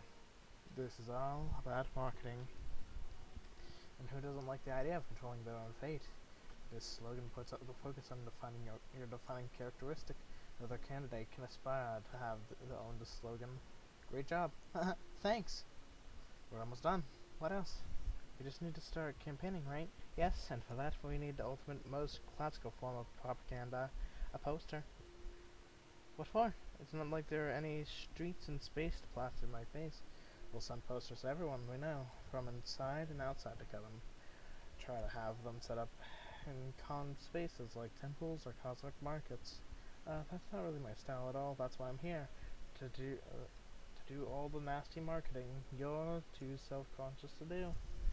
I just want all this to be over a few weeks, a couple months at max, and this will be but a memory. But you're almost done 200 years of exile. I'm sure you can endure this. Okay, I give up. Just tell me what I have to do, and I'll do it. I was thinking that your new cards have a lot of style. What do you say? Want to come pose to poster yourself? Do I have a choice? Heh, not really. You're really talented. Let's just squeeze your artist juices. Ooh. I like this.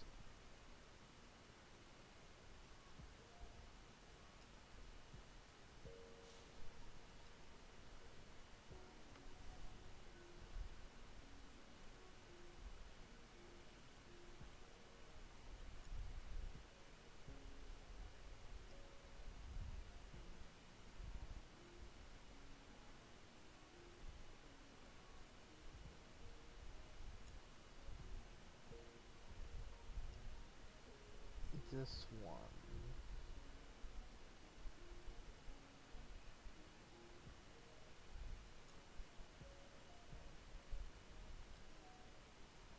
Nope, not that. I meant to flip.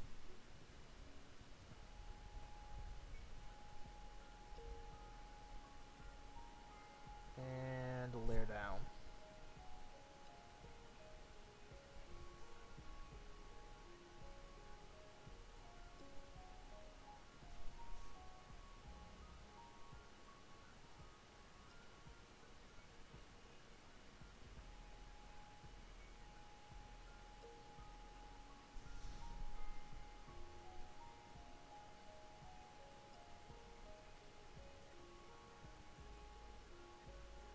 Maybe don't do the lightning bolt actually.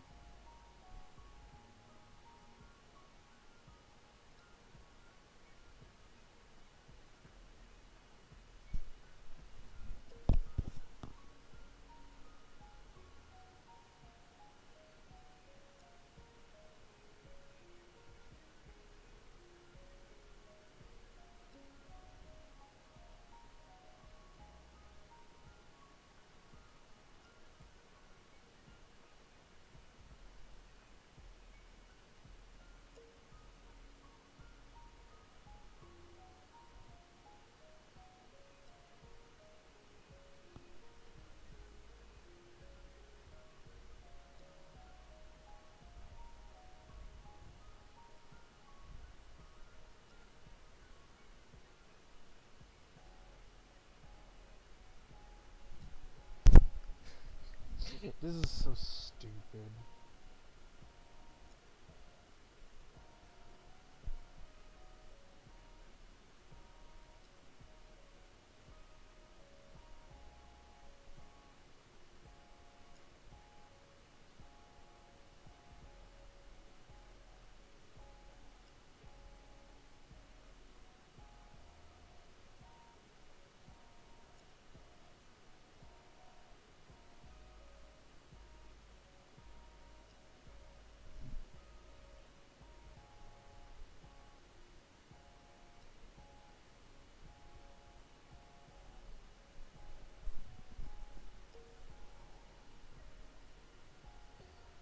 What do you think?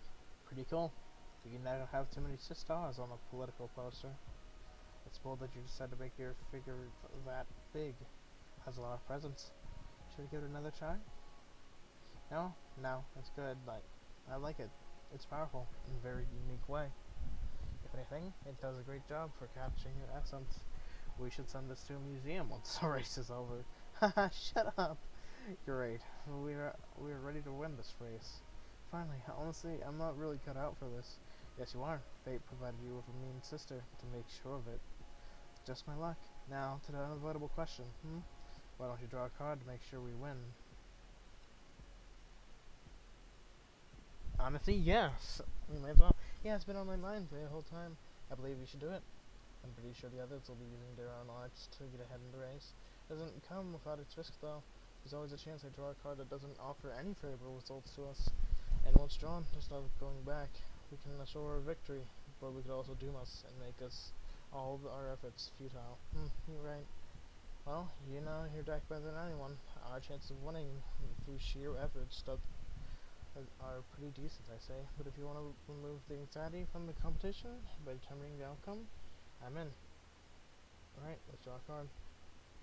Yes, I can't get enough of your divination. It's always so thrilling. Let's hope the thrill pays off. This reading we're going to be nerve-wracking. More than reading into your sister's death? Yes. Ouch. Reading into your death was... reading into your end was more like morbid curiosity, whereas this card is about to seal the outcome of many weeks of effort. You're right. I'm nervous too. Hit it. Moonsworn. Actually, one of the best cards we could have gotten. We will win. Our covenant will become so successful that our program will be copied throughout many magical communities. We will win. Our covenant will... Wait, that's literally the same thing twice. Okay. Caprice will win, and it'll become dark times for the coven. Wait, I can just, like, choose to get one extra energy. Let's get this one. Successful that our program will be covered with many magical communities. Jackpot. Oh, Covenant community. Okay, well. Feels so weird to write about my absolute victory. Just enjoy it, damn it. What now? We just wait our arms crossed, have leadership of the Covenant handed to us. Now you have fun. You can enjoy the campaign, knowing no matter what you say or do, you will get to win. Fun, huh? I'll try. Since we know the outcome already, it's all about the tactics. I guess so. The feeling is similar to when I didn't know my own end. There's a lot of pressure from the very act of existing. Just play your part and wait to see fireworks. Don't you like the feeling? I say the appeal. Now it's all a game. Right? I think I need to rest for a bit now. Gonna go home, take a bath, get my thoughts in order. When I come back, our next mission will be to form a team and start actually doing things. Okay, I'll be here. Pandemonium. What time is it? 11:47. We're good for a little bit longer. Please wait here, Eugenia. I'll be a moment. What is this? Am I dead? Oh, wait. What is this? Am I dead? Don't worry. You're not dead at all. I shouldn't say a lot more, though. Why not? Protocol. This probably doesn't mean much to you, but you are completely lucky. Yuna is an exceptional witch. You couldn't be in better hands. Oh, what? Come again? Oops, I said too much, but everything's going to be alright. I must go. Just get comfortable. But, bye! Bit.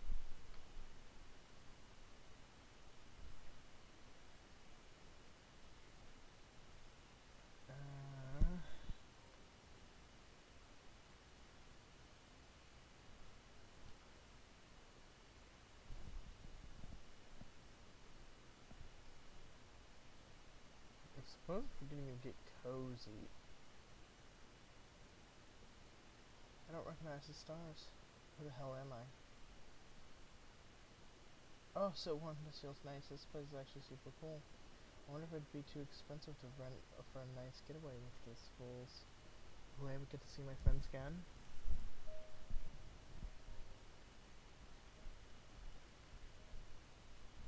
Oh, chair. Just get comfortable. Ah, my clothes are still wet. And how did this much sand get under my swimsuit? Shit. Some keys of the food truck on me. Hope Eva and Patrice managed to get back home okay. Is there really anything else I can click on? Oh, right here. This place makes me want to read tarot. Air smells like nothing I've smelled before. A mix of nature, fate, and possibility. Gravity feels different too, lighter. I feel my mind slowly shedding some dry husk, and a fresh breeze is starting to blow through it.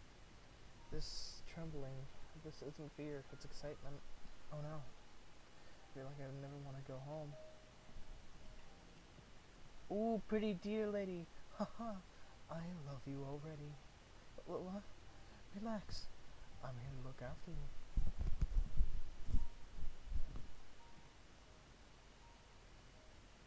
She's pretty. You are from Earth, right? Earthlings always have the worst time processing their assumption. Your collective subconscious is too cynical. Your society rejects magic being a strength unlike any other in this universe. Just let it sink in. This is something good, I promise. Dear. Ah, very observant. Like in some are what human witches call dear folk. Oh, and you are a human witch, by the way. Is this really happening? Yes, congratulations. You ascended. Please, don't be afraid. I'm not afraid. This is the best day of my life. Ooh, this is an interesting shot. Everything is set to go. 32 cycles left. Election day has been announced. We're nearly 32 cycles away from it. We have everything we need, so let's get to work. First of all, thank you so much for your help, Graf. Sure, happy to assist. I'm sorry for the interrogation earlier, but never in her mortal or witch life have I known Fortuna to fall for anyone. I needed to check what your deal was. No problem. Did I pass? You both seem equally self-absorbed, so I guess you won't clash very much. Hey, what does that mean? Just teasing. Enjoy yourselves. Now, the most critical point is, what do we do with this massive behemoth? Yeah, that. What do we do with your sister's savior? What could we possibly do with the help of an almighty being? Older than time? Who's able to grant wishes? Can you make everyone vote for us? Yes. What are you willing to pay for exchange? Ha! No need for that. Fortuna is a wish granter herself at this point. She already wrote what will win in the elections. Why bother do anything then? I am compelled by some cosmic force? Oh, I see. We are sentient puppets at this point, aren't we, Fortuna? Yeah, but we can do all sorts of funny things at this point. Would you like me to write you some? Well?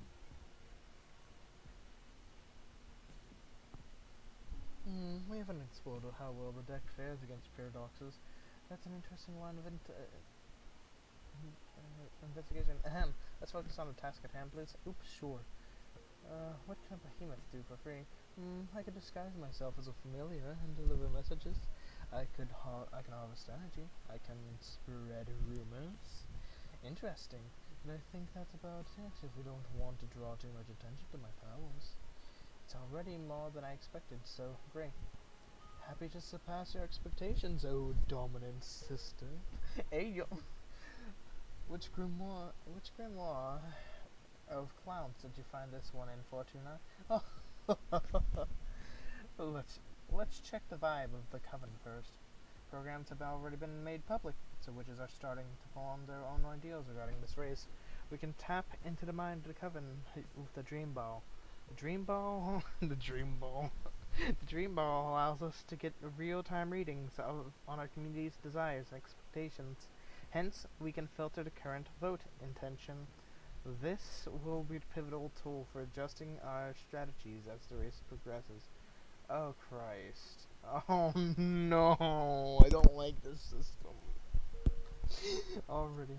Every action we perform, and the actions of our opponents, of course, will affect the Coven's sympathies, and that will be reflected in the Dreamball's readings. I added some men's runes to the filtered vote intention by demographic. Men's runes. Oh, these. Go ahead and browse through them. I encourage you to put in some time in familiarizing yourself with the characteristics of each group. You not only need their votes, but also need to plan on becoming their leader, so you'd better take responsibility and do some studying. Lucky for you, your sister is one of the Coven's archivists. I already wrote down a comprehensive demographic of analysis for you. Take the liberty of placing it all in your library for when you have time to go and do some studying. Well, thank you so much. I got you. Now, how are we going to operate? Fortuna, you won't be able to accomplish much by yourself out there, being exiled and all, but we will act as your will outside this realm. Just let us know what you want to do, and we'll set out to do so. It could be promoting some point of program, looking for allies, gathering intel, harvesting some energy for your deck.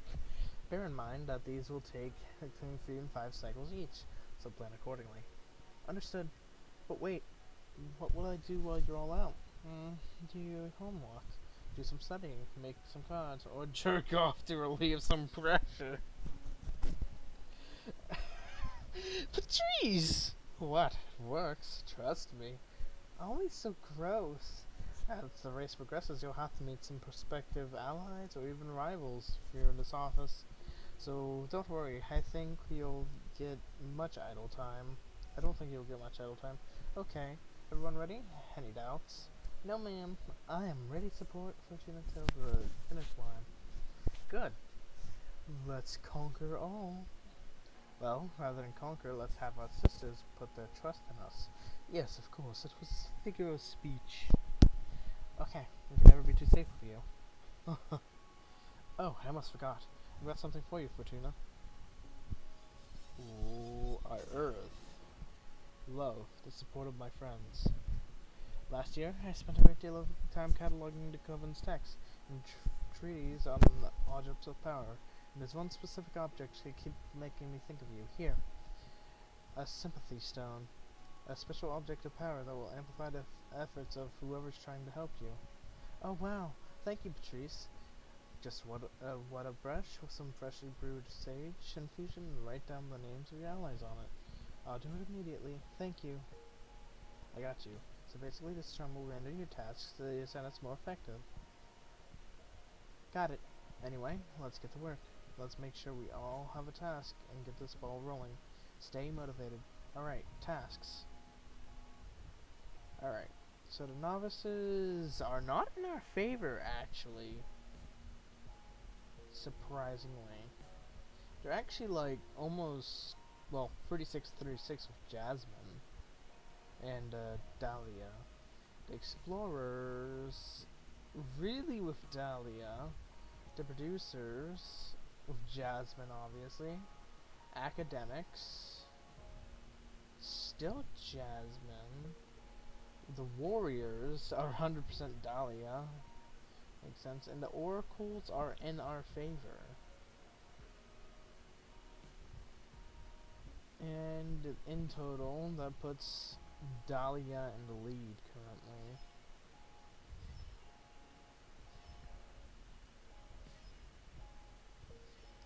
Oh, okay. Nice. Amar, I'd like you to dig up dirt on our opponents. That would be turning invisible may prove useful for this. Let me see what I can find. I'll be back. Okay. I'd like you to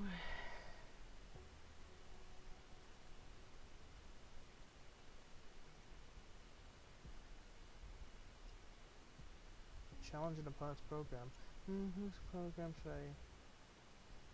Dahlia.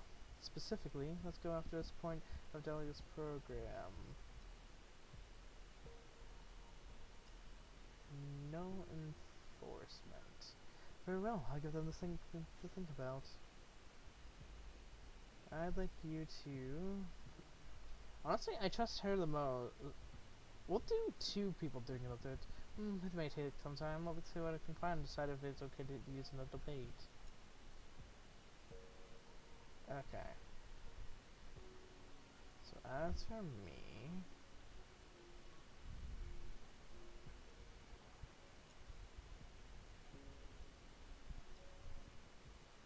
Oh wait, what? What is this? Which Fortuna? I would like to formally introduce myself before the race. There are some topics I'm interested in discussing with you. Caprisa. I mean, sure. Ooh, that's an interesting way. Hello, I'm Caprisa. Nice to meet you. Welcome, I'm Fortuna. Nice to meet you too. Thanks for having me. I wanted to introduce myself formally before the race becomes hectic. That is so kind of you. I'm sorry that you had to come all the way here. There are still 800 years of exiles left in the sentence Adama cast over me. I'm very well aware, and Dana often confided in me. The fear you inspired in her was one of her greatest weaknesses. Oh wow, I don't know how to feel about that. That makes two of us. That's the main reason I decided to pay you a visit. Keep me in check, to form my own judgment.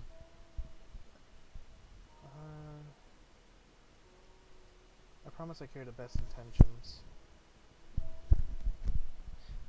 There's a certain aura around you that tells me I can trust you. Plants, we are more sensitive to this kind of energy. Now I see that Adana's fear was unfounded, a product of her decaying mind. Knowing this, I must ask you and your team to retire from the race. What, why? You are too close to your human side to properly govern the cosmic coven.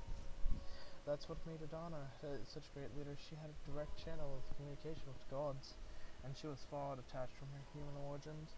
On the other hand, you, Dahlia and Jasmine, you have uncountable number of human flaws. Fear, pride, envy, greed, even when you consider virtues such as submission or mercy, or even the most basic of things, such as need for comfort or enjoyment, cloud your judgment. Flaws, flaws, flaws. But without feelings, how can you truly care for your peers? There are many beings in this universe that are more better suited for leadership than your kind precisely because of this lack of human feelings. Have you ever stopped to study flora? Most witches are too fauna-centric to see other forms of coexistence. As a tree, my intellecti is that of growth and community. I lack individuality. I'm just a part of the forest. We plants grow, expand, and nurture all around us. The majority of us don't need to feed on other living beings to prosper. That's the basic fact. Alters our whole perception of reality. Human existence is so built on top of sacrifice that you are immune to innumerable forms of brutality. You are a devourer of worlds, and the plants are their healers. I'm going to take care of you no matter how you treat me. Let me ask you a question. What's the most important quality in a leader?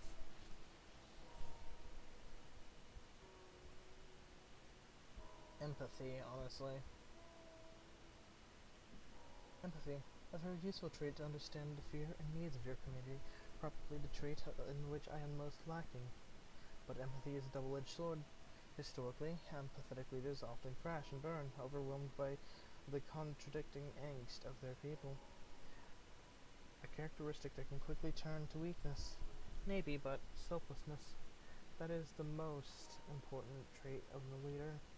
To put the group's needs before your own. And even if you invented the word, humans aren't capable of it. All those emotions we talked about above, they're what make it impossible. Satisfaction, respect, honor, friendship, the list is endless. Humans are capable of selfless access, but not selfless existences. A leader deprived of all that is just an automata. You're right, but I still want to lead. I'm implying humans should never lead. Leader deprived of all that is just an automata. And what's the problem with that? Leader needs drive, a vision. They need to take risks and gamble with the future of the whole community. Yes, you put your trust in leader because you believe in change they propose. Otherwise, you're just appointing an administrator. And what's wrong with having a fair administrator? Stagnation. Unlike plants, we consider movement to be a symptom of life. I see, so that's what you and your sisters value over stability. I'm afraid human-born witches are like that, yes. Thank you. You've helped me understand our coven better. Listen, Caprisa. Would you like me to read your fortune? Look at the race. Would you do that for an opponent? Of course, my priority is to help the coven. Of course, my priority is to help the coven. Very well. Let's see what the fortune is in store for me. Tell me what you wish to ask for the cards. There's only one thing in my mind. Something really dear to me. Will you be able to safeguard Adana's legacy? The whole eras have lived for the Adana's has been the most peaceful and prosperous. At the expense of her sisters, but sure. Please don't poison the reading with your resentment. That's improper of an oracle. You're right. I'll focus on your honest will. Think about Adana while I shuffle the deck. Abandon flesh. Dying golems support the cards and entelechy. Courage to pay the highest price to achieve your dreams. Your sacrifices exposed for all your family to judge. The birds of prey carry this message throughout the cosmos. Alliance, leadership, purpose, support, success, justice, happiness, and temptation. Yes, the Covenant will idolize Adana and her sacrifice. Most will follow her philosophy, even if it's not official rule anymore. No, but you will make peace with it and find new forms of happiness. The Covenant will respect Adana's contributions, but as time passes, it will inevitably progress towards new ideas. You will steal one of Adana's masks and drop out of the race. You will leave the Coven and start a cult that follows the mask's whispers. Nobody will make peace with it and find new forms of happiness. The Coven will respect Adana's. I knew this endeavor was meaningless from the moment I set out to do it. It doesn't matter how hard you try, nothing lasts forever. I know. I guess that raising respect for Adana's legacy is still a worthy objective. I'll try to keep it alive for as long as I can. I am not forever either, after all. I hope my cards have helped you in some way. Yes, they have opened my eyes to an obvious truth. That most valuable gift an oracle can offer. Thank you for allowing me to peek into the future, Fortuna. And thanks for having me at your home. Good luck with the race. Good luck to you too. Now, I could've fucked with her, but no, I'm not that kind of person. I mean, I am, but at the same time, I suppose let's sleep, or, no, let's study.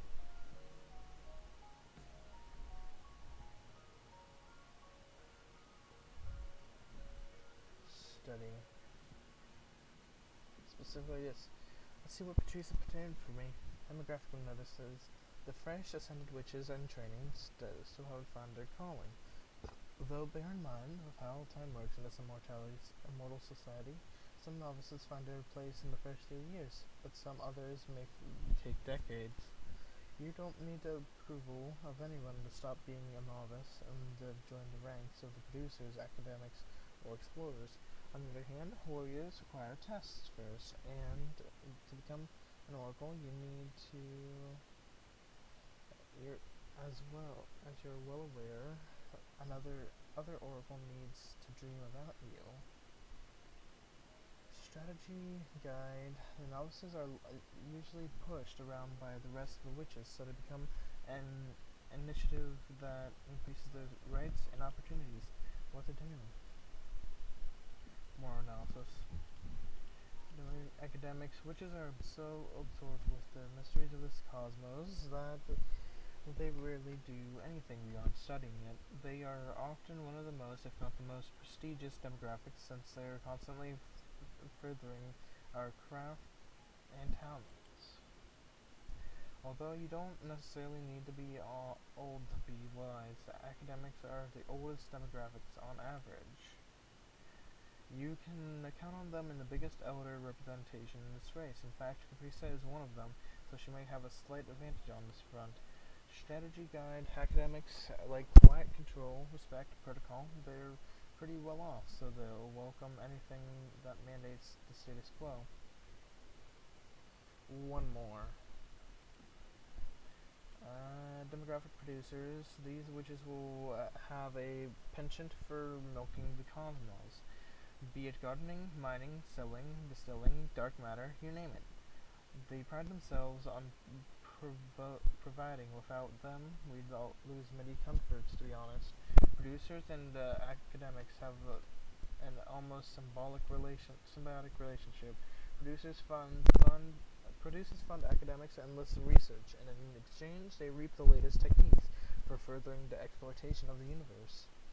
Jasmine is one of them. She'll have the upper hand with this demographic strategy guide. Producers have historically felt unappreciated and overworked. Cater to them, increase their quality of life and relevance. sleep. I'll just rest for a bit. Because we do need to pass another day. Abandoned flesh. You are digging into your own. You are digging your own grave. When your shovel hits something hard, you unearth a bronze statue of yourself. The statue comes to life, and you agree to switch places. It buries you, and your bronze self keeps living your life. What the fuck? Okay. Ooh. Hey, bitch. Oh, that's cool. Okay. Which is 100. So yeah, no warrior. Oh, wait. Actually, there's 11 warriors. Oddly enough. Oracles, 11. We have 60% of them on our hands. Which I think we had 50 yesterday, so that's even better. Academics, kind of on Jasmine's side, but we also have some on our side. Explorers, still Dahlia. Novices are kind of on the fence of Dahlia or Jasmine. We also have 21% of them. And producers, we have a slight upper hand over Caprisa, but Jasmine still has the total. And together we still have 25%. Okay.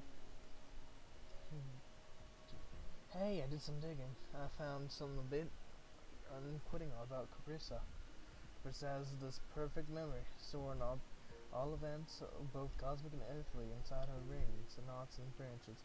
Well, apparently there are no Dinner's mandate. Some developments had to be edited out of existence, and that included literally trimming some of Caprice's branches and destroying many years of records just to cover up Adana's dealings. We haven't been able to discover what the incident was about, and Caprice is physically unable to recall it, but reviewing the fact that she probably colluded in the destruction of these records may have enough sparks to unrest among her followers. We keep using this debate as further off in the game, we'll see.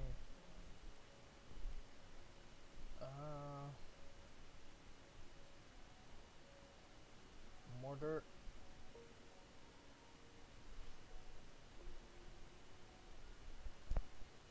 We've done about all we can for that. Peppermancer! My dear mentor Fortuna, is it okay for me to visit on a busy political campaign? I'm getting the hang of my powers.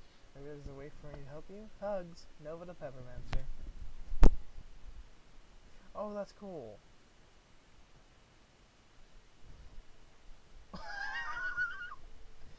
Hello! Hey, welcome back! How are you doing? Living my best witch life! Yeah? You bet! As you predicted, or maybe inspired by your prediction, I got super into growing magical peppers. Witch gardening is so much fun, especially if you can time skip and see a whole planet grow in a matter of minutes. Oh, some witches believe that is a super important ingredient when growing stuff, and that a time skip hinders the qualities of the harvest. Oh yeah? I'll research more into that then. But still, the Lust Reapers are spreading fervor amongst our coven as we speak. You got them you got to them this fast? Oh yeah, and they work of wonders. Here's some I brought here I brought you some. Wow, thank you. I'm not sure if I'll get to use them, but it's good to have some around, I guess.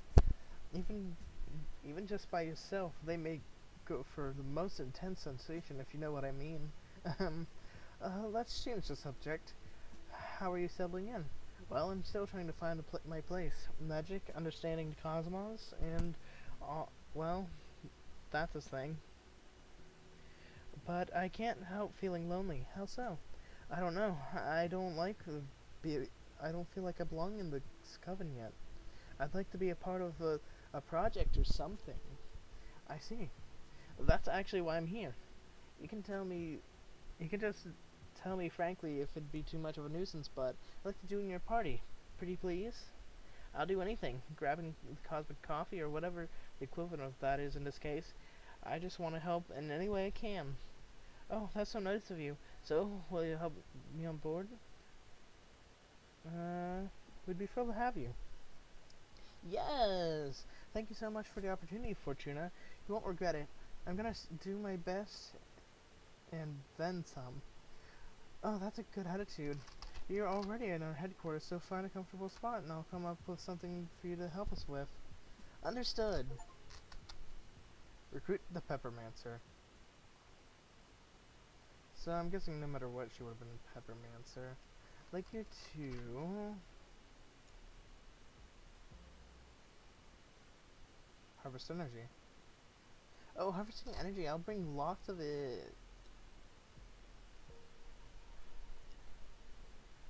Okay. Well, we can't really do anything more for now. Dear Fortuna, I need to bring you up to date regarding an active conflict that may affect the current elections. Let me know when it's a good time to visit.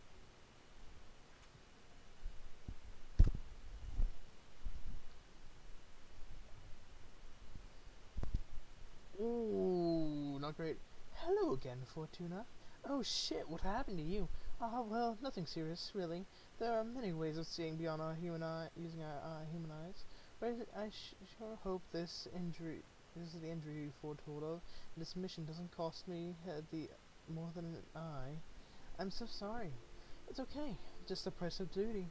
Okay, what's with the active conflict? Should we be worried? Well, there's an internal war going on within the coven of Jade Sculptors. That conflict escalated quicker than we anticipated, and there have been many witch casualties in the matter of weeks. So the Arbitrage Office has to intervene to minimize casualties and, above all, keep it contained and make sure no other coven takes part in the conflict. I see. First and foremost, we want to ask every coven to refrain from engaging in combat, so no matter what the cultors offer. Should you wish to offer assistance, keep it humanitarian. In fact, there's something I would like to send your way. Your counsel has been very valuable to me, and by extension, the Arbitrage Office.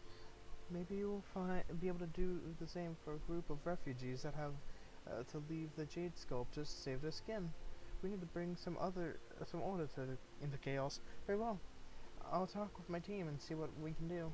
Depending on how you handle it, it may be an opportunity. Thank you so much. Oh, no, thank you. You'll be contributing to the restoration of peace. I'm giving notice to the office.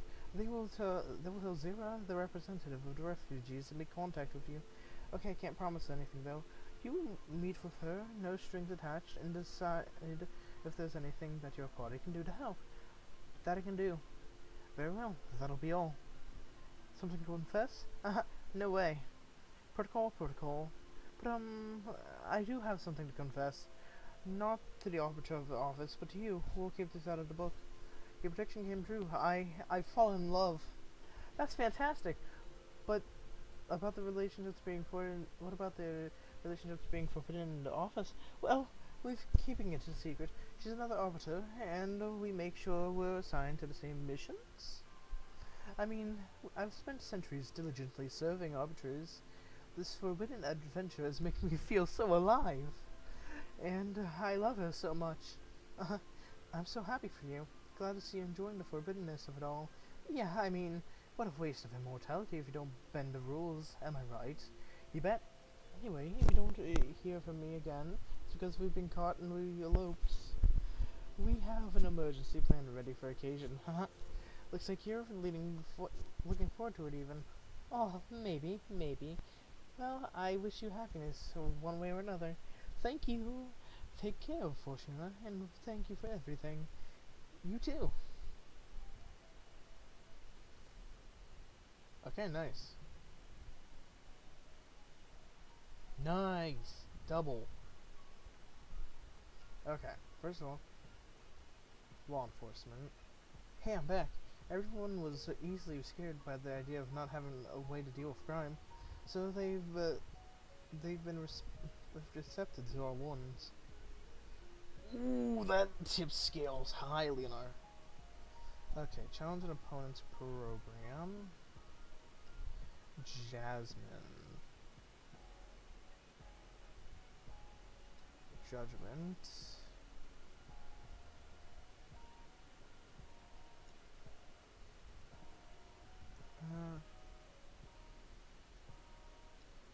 Freedom and trust. Very well, I'll give them something to think about. And what have you, Abermar? I'm back from my spy mission. I found something a bit worrying about our friend Jasmine. Presumably with her best intentions, but still unethically, in my opinion, Jasmine has been adding some performance enhancers to her mixtures. Oh, what a bitch! Trying to make Adana happy and life easier for her sisters. She's been spiking in the dried leaves and other infusions she provides the covens with. It was all with the purpose of helping everyone with their quarterly controls, still, still to do so covertly. Apparently, some witches discovered that their mixtures were altered, but Jasmine apologized and asked them to keep hushed up, promising she wouldn't do it again. If we reveal this in a debate, I'm sure it'll cause quite the damage. But it may damage your friendship too. In any case, here's the info. It doesn't hurt to know more about our rivals.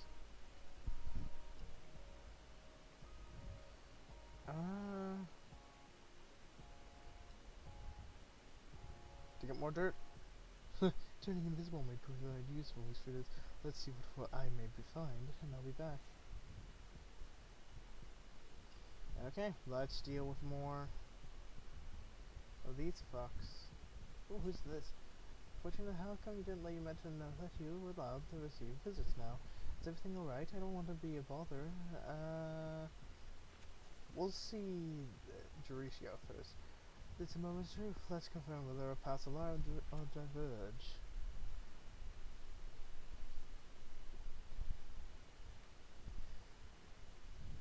I must confess that you surprised me when you decided to run for leader yourself instead of supporting Jasmine, but I'm glad you opted to follow the wise path. You must devour Adana. Good day to you, too. Good day to you, too. The question is now whether I should support you or Jasmine. Both of you want to keep the ban on the forbidden arts. Not necessarily, and I believe that is a mistake. I tried to pressure Jasmine into changing her program, but that didn't work. My support could very well be valuable. I have the means to sway opinion practically in every academic. You're willing to change your program free the back.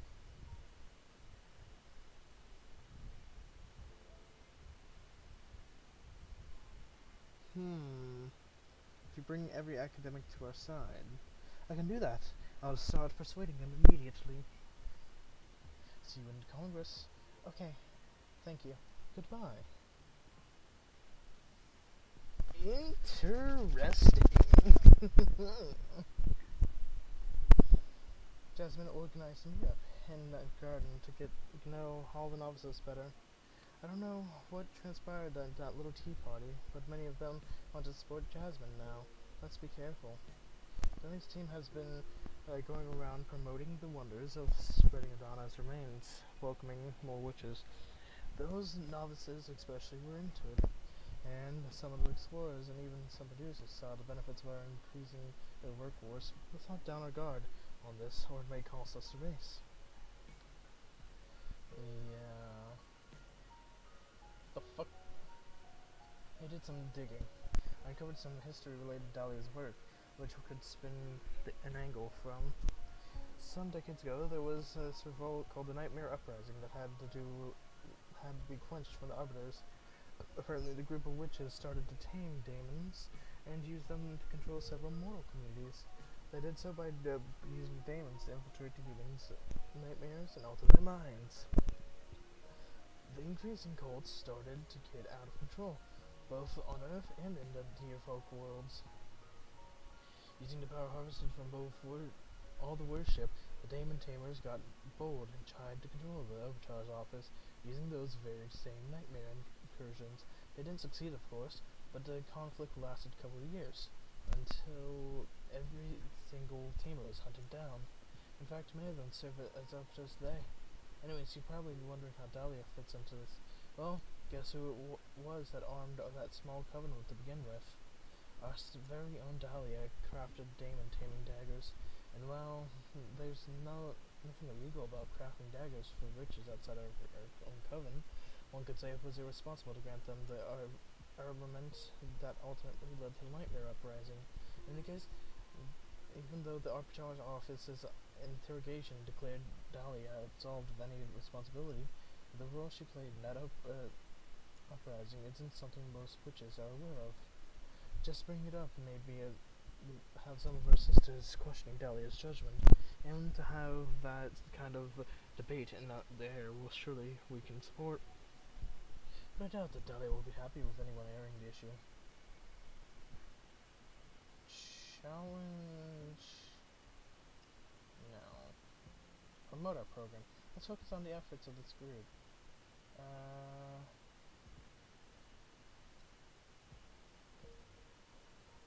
I suppose producers. Gotta do my best. I'll be back in a few cycles.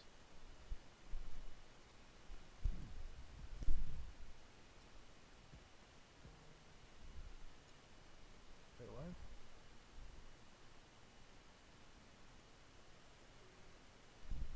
Yeah, I don't see what else it wants me to do, so we're just gonna ignore that. What's this? Oh, yeah. Alright, let's take this first.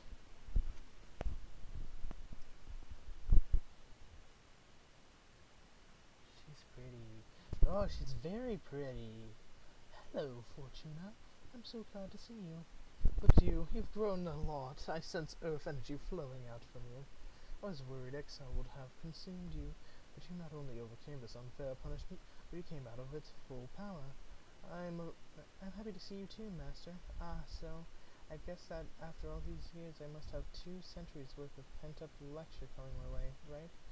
Come again? Why would you? It's terrible enough that you had to spend all this time in exile. I should be the one listening to you today. I'm eager to hear the insights of an oracle who survived 200 years of isolation. Oh, I wasn't ready for this. I totally thought you'd be ashamed or angry. In the beginning, maybe, but I'm not the same witch you knew hundreds of years ago.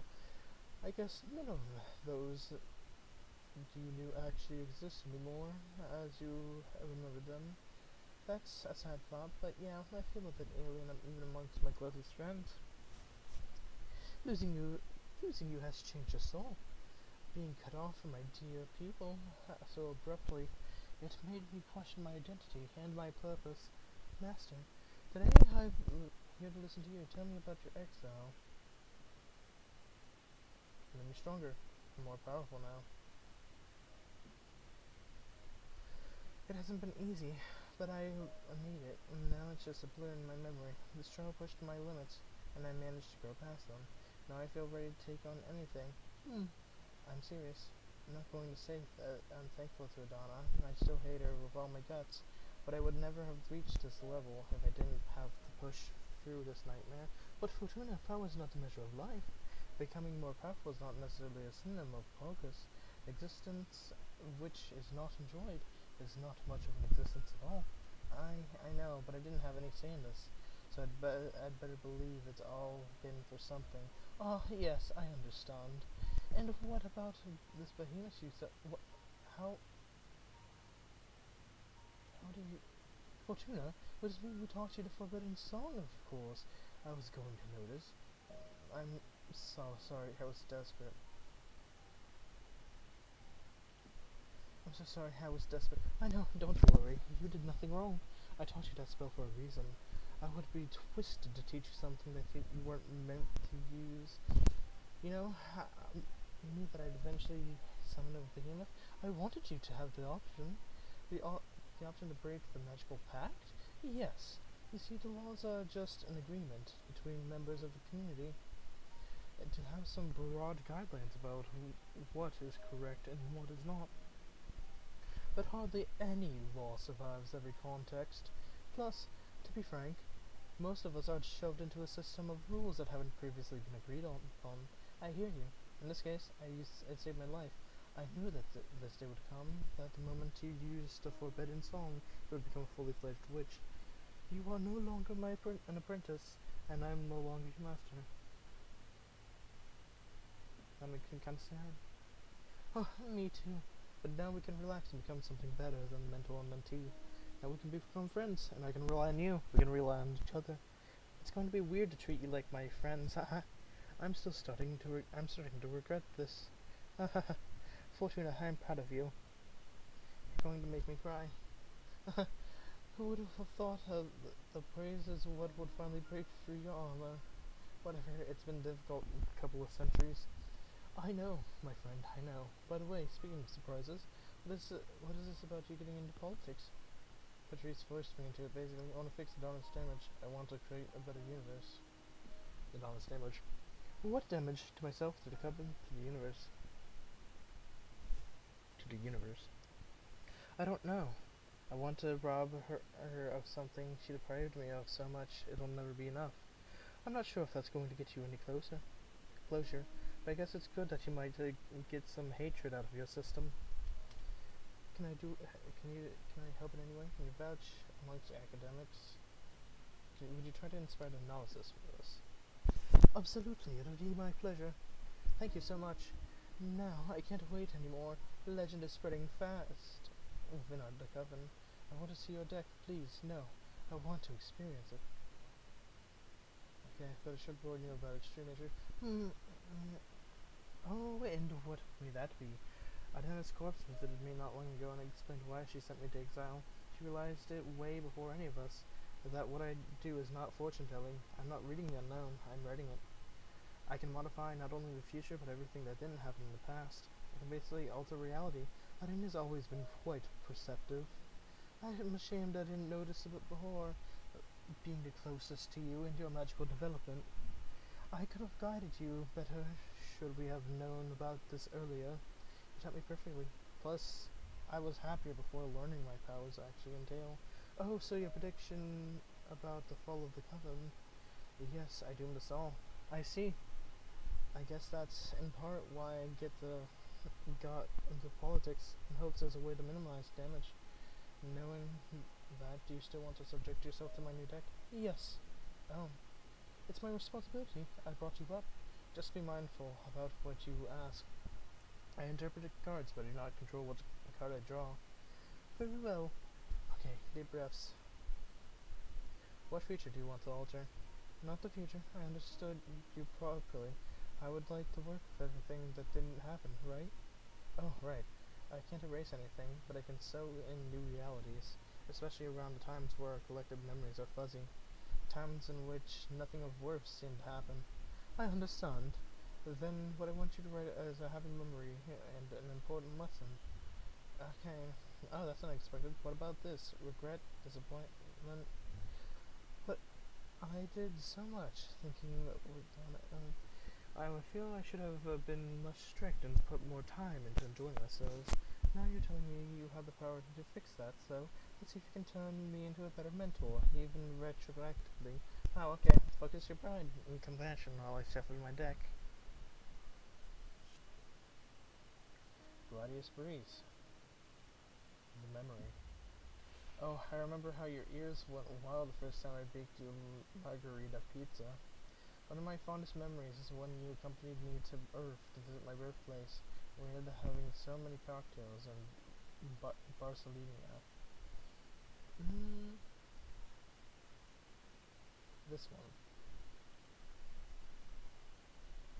Oh, you humans and your obsession with mixing alcohol in delicious ways. What was your hometown called again? Tortosa. Although I wouldn't have called it my hometown, I was just born there. My parents moved to France before I was 2. I was just curious to visit in person, but I felt like a tourist there, really. I liked the cathedral. Yeah, it was cool. Then we flew away to Barcelona to see how society evolved after you ascended. Yeah, this is before they started building the domed cities. I remember the air in the city was almost poisonous and most people were wearing masks. I remember the shock of seeing a smartphone for the first time. Life on Earth felt like science fiction. You immediately got yourself one to fiddle with it. And after the 4th cocktail, you couldn't stop doing selfie things with German tourists taught you about. Oh yeah, I had a lot of fun. It's been centuries now, and I still feel it a bit embarrassed. Oh, this is so strange. I know you just wrote that with your cards, but I remember it so vividly, so many details. The smells, the temperature, so many sensations. Yeah, me too. It's uncanny. I immediately embraced the new reality. It's not an illusion after all. We really lived through that. It actually happened. This is incredible. Thank you for creating such a valuable memory for us. And the lesson. toxicity. You taught me another forbidden spell to siphon magic from any witch who visited my domain. You confided me in a way to summon the strength of your familiar, the opaline squirrel, as a conduit to channel the four elements at the same time. Siphon magic. My utter disrespect for the magical pact is starting to show, huh? I don't forget it, though. I just wanted to equip you with tools to deal with any situation. I'm nothing but grateful for that. Have you been using it? Scarcely. Not since they lifted the ban on visitation, at least. Oh, this is interesting. We just altered the past, but anything that's been observed cannot be affected, so that's why I haven't been using the spell. The cards keep the universe coherent, so I guess I can stop worrying about my kind of butterfly effect destroying the present as we know it. Oh, I already forgot that you just wrote that into our past. It feels so real, because it happened. It is an illusion. We lived through that day. Extraordinary. This is very interesting indeed. Are you going to start using that siphon then? Yes. I feel compelled to do it. Is that your decision, or the deck's? Isn't it the same? Maybe. Anyway, what do you think about my true talents? I understand why Adana was scared to deprive you of your deck. But I'm not scared at all, because I know Adana didn't. She made a grave mistake. If Adana had told you the truth, you would have treated your newfound power with care. No doubt about it. But sentencing you to a millennium of exile? That's dangerous. You could have gone insane, and well, I don't believe it. I don't even want to think about a mad witch with the power to alter reality. I'm so glad I taught you the song to summon Abramar. Wait, you know Abramar? Abramar? Not personally, but I mentored her. She taught me the forbidden song and told me many tales about Abramar. But I never got to use the spell myself. Wait, tell me more about your previous mentor and Abramar.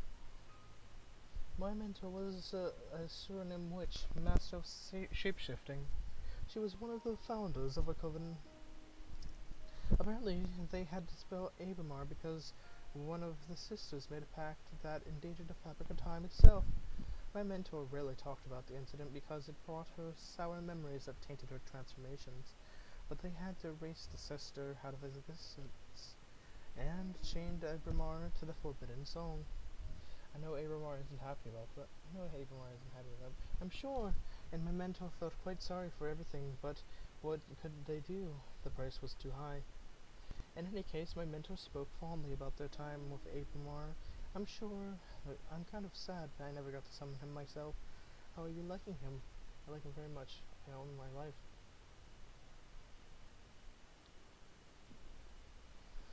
I'm so happy to hear that. I'm glad you found such a good ally. It's rare to hear you talk so fondly about anyone.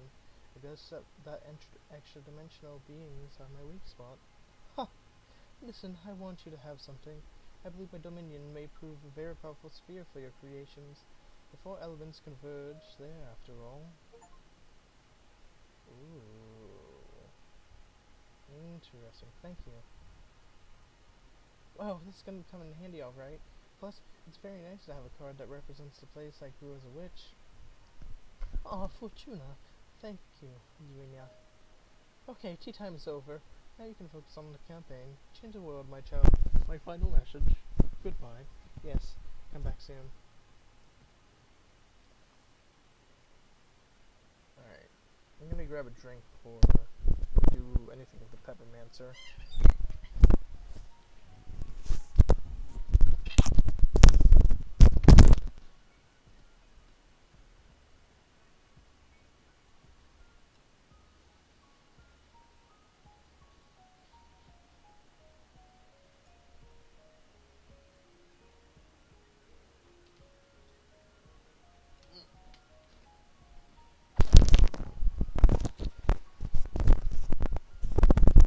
Sometimes I wonder why water is so good. Like, I used to never like water because of the taste, but I don't know. It's growing on me. Anyways, Peppermancer. Hope this works. I extracted energy from my peppers. Might be a bit spacey. Ooh, excuse me. Hope you like it. I'd like you to... allies? I don't know the coven that well, but I'll try. And back. Challenge Judgment's idea is not having any duties whatsoever. Warriors are scared by it. They supported our argument. Explorers think that there should be some commitment from every sister towards the community, too. And novices also want more collaborative coven.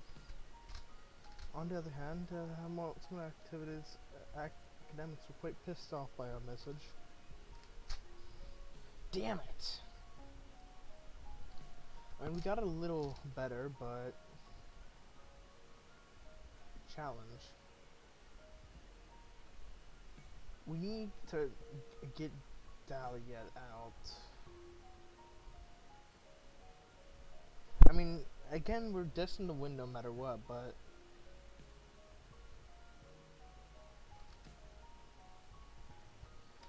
magical tax.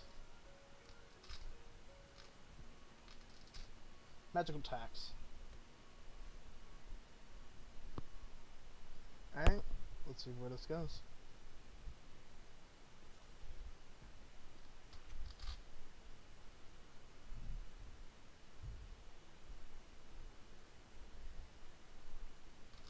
Thanks for having me. My name is Zera. I am a jade sculptor. Welcome, Zera. My name is Fortuna. I'm a cartomancer. What can I do for you? I lead a group of refugee witches. We are in desperate need of help. Oh no. Oh no, how can I... Oh, I'm sorry to hear that. Take your time. Tell me what happened. I should first tell you about the nature of the conflict. And for you to properly comprehend what's going on, it's imperative that you learn about our culture. Are you familiar with the traditions of the Jade Sculptors? Not much. Please educate me. With pleasure. Thank you for listening to our story. We are the Jade Sculptors. We specialize in dialoguing with precious stones. We ask them what their potential is, and we carve any of them into magnificent tools. The most powerful stone is jade, the cornerstone of all our power. We owe all our might to the pact that we sealed with the Jade Monks. You work with men? I thought they weren't allowed to achieve witchhood. Oh no, Jade Monks are two largest known jade stones in the universe, each with the size of a 5-story pagoda. They whispered their shape into our founding members, and they carved them into what they are today. We worship them, and we exchange their god souls of every member of the clan. If you bring the heart of a jade witch back to the Jade Monks, they can be reborn again, but as immortal, retaining our memories, not our powers. The reborn must remain in the temple to humbly serve the living witches of the coven. That's interesting. Thank you so much for taking the time to explain it to me. Now that you know the function, you can understand the root of the conflict. Find a way of retaining power and immortality when rebirthing at the Jade Monk waterfalls. It's all thanks to a new stone carving method I devised, which consists of imbuing quicksilver into the veins of the raw jade. But our sisters consider this to be heresy. They claim that purity of jade must be preserved, but I suspect they are mostly interested in not losing influx of mortal servants. Some of us, a minority I say, try to defend the virtue of imbuing jade with metals, however, they declared us heretics and are hunting us down. Ugh, that sounds awful. That's why we need you to help, and I am aware of how risky it is to protect us at the moment. But hear me out. I came up with a proposal that may benefit us both. Okay, let's hear it out. I have researched many covens to see who would be the best suited to give us asylum, and yours is one of the most powerful. I also learned that your sisterhood works on the basis of invitation. If any sister vouches for another witch, they can become a rightful member of your community immediately. And I happen to know that you are in the middle of some elections too, so invite me and my 9 sisters to Coven, and we'll vote for you in the upcoming elections. Wow, you have to have some magic saved up, so as compensation for all your trouble, we can offer you 10 units of earth energy. I know that Jade Sculptors don't have the capacity to mess around with the Coven as well as yours, Dixon, and we will all be safe. Please, I beg you, protect us and you will have 10 more votes and more energy. Very well, I accept. By the Jade Monks, is it true? Yes, I can't morally turn you away. Our coven will protect you. Thank you so much, you are saving our lives. We will support you with all our might, not only with our votes, but with our magic. Whatever we can do for you, we are forever indebted. Only did what was right. Please, here, accept our Jade energy. Thank you so much. How do we proceed now? I can observe your future with the cards. Oh, that'll be some peace, yes. It'll be my pleasure then. Alright, let me get my cards. I see major forces at play in the predicament, so I'm going to draw a card for each of them. One on hand will have you and your sisters, refugees, fleeing from your old coven. And, on the other, you will have your pursuers, the four sisters that are after you, claiming that you are heretics. Please, Jade Monk, show mercy upon us. Focus on your training as a jade sculptor, and your desires as a rich will shovel my deck. I can't fucking speak. Oh, we're doing this for the refugee. Actually, no, we're doing this for the refugees. Witchhood will become unbearable for you and your sisters. You will renounce your powers and go back to live as persons amongst mortals. You will realize the heresy in your actions and will find a way to make amends with your four sisters. You will end up founding your own coven that will surpass the Jade Sculptors. Greatly inspired by my talents, you will carve a temple and a statue in my name to worship my figure as my nurture my powers. Using your art imbuing Jade Quicksilver, you will fuse with your sisters, become a powerful entity that will witness and survive the end of this universe. Founding coven that will surpass Jade Sculptors. That's not possible. Why not?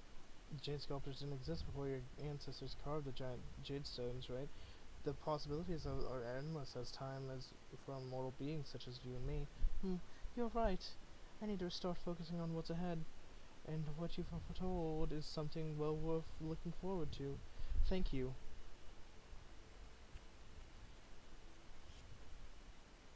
The Red Strings Club. Your pursuers will eventually realize how ignorant they have been and will try to recruit you back and compensate and your sisters for damage they cause. Jade Sculptors will reverse a ritual to turn all of their dead servants into ghosts and have them haunt the dreams of anyone who betrayed them. This one. Your pursuers will eventually realize ignorance and try to recruit you back that's rich. But I guess if we manage to build our own and improve coven, there's some talented sculptors that we won't mind having back. Thanks for looking into our future. Somehow, it's less bleak than I expected, even if I know that there are still many hardships ahead. Thank you, really. For now, I'll focus on showing proper gratitude and for you having taken us in. You are saving our lives in more than one sense. I hope everything works out for you all in the end.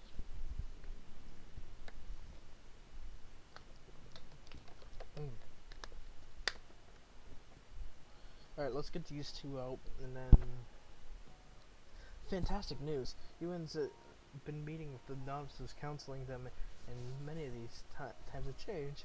She vouched for you, and the novices respect her so much that she's eager for her reports now. Thank you, mentor, for me. You didn't just change our program. Sorry, I thought it was necessary to get Teresa's support. Well, that part worked, yes. Now I need to rethink our strategy based on this. It's not exactly a minor point. I'm sorry. Whatever, let's make the most of this. Jasmine is going after the academics now. She's outright selling fear about our system is going to lead chaos and degrading of our sisterhood's well-established values. Whatever that means. That thing is that the oldest witches are buying it up. Let's stay on our toes. Did you welcome the Jade Sculptors, the refugees, into our coven? Yeah. That's a bit complicated in the middle of race, Fortuna. Based on the coven rules, they have the right to vote, and they're voting for us, of course. But this doesn't sit well with the rest of the coven. Oh, I understand. Well, I had to welcome them in. I couldn't refuse to... I couldn't refuse to help them. Well, there's a boy from here. Okay, but we're in the lead. meeting with the producers were good. They're all too fond of Jasmine, but I managed to snatch up some votes for our side. Producers are quite interested in community service thing, by the way. Good move. Let's try to damage Jasmine more.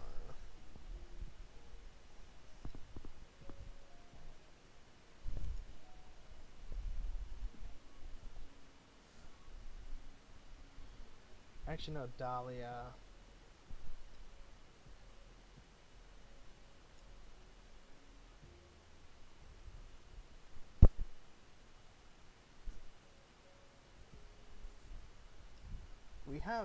We're going for free access, so we can't bash that. Referendum. Back from my spy mission, I found nothing. Witches are starting to get a bit paranoid about the tension of the race. Maybe we should let up on dirt digging for a while. Why not? Your call. Okay. Allies and opportunities. Understood. I'll calm the cosmos and see what I can find. And I suppose with nothing else to do, let's try to make a card. It's been a while since we made one.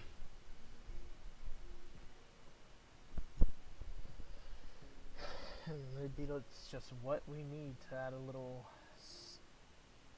spice in this concoction.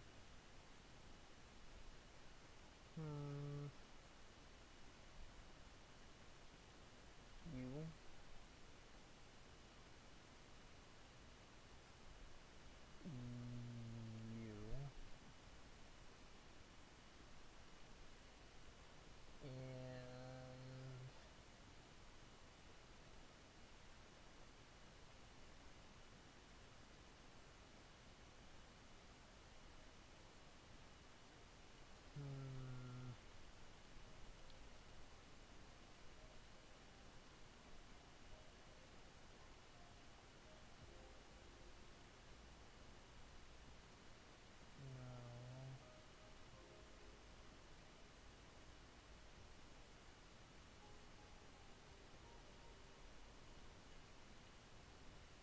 Let's go for pitch claw.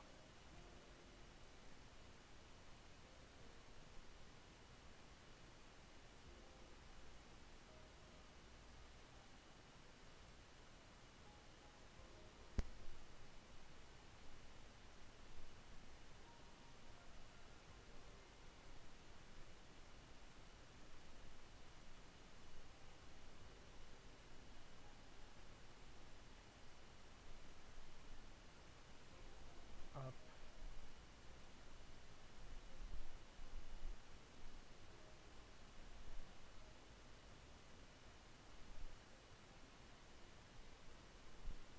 And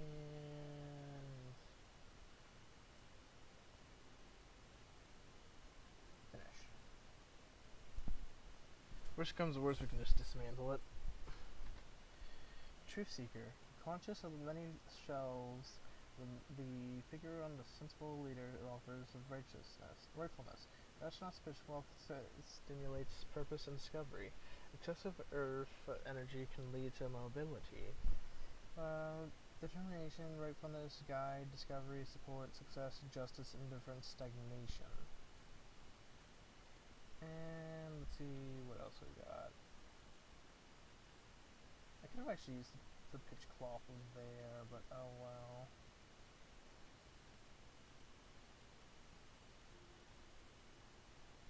Let's go here.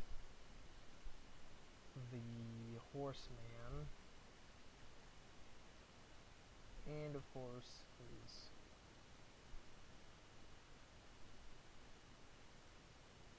okay, let's put like right here.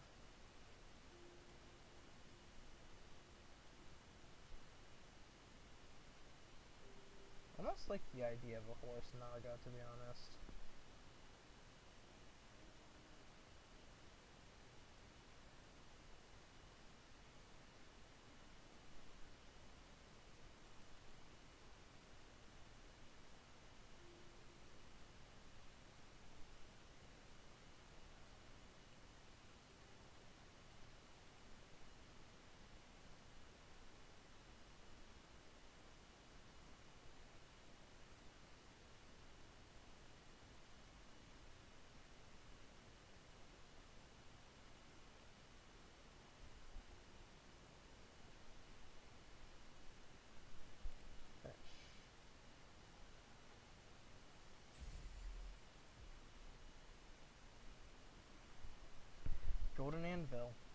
bone marrow of the behemoth sears throughout.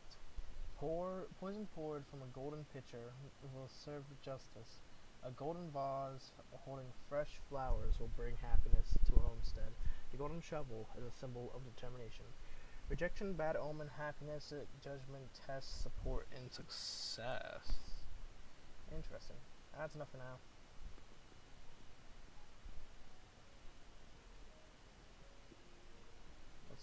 Let's go see Greth.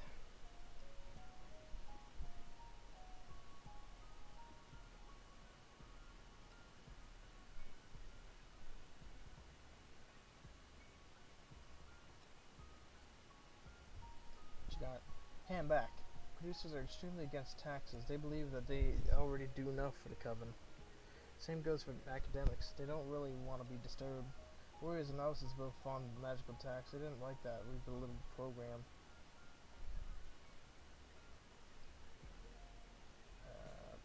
Promote our program.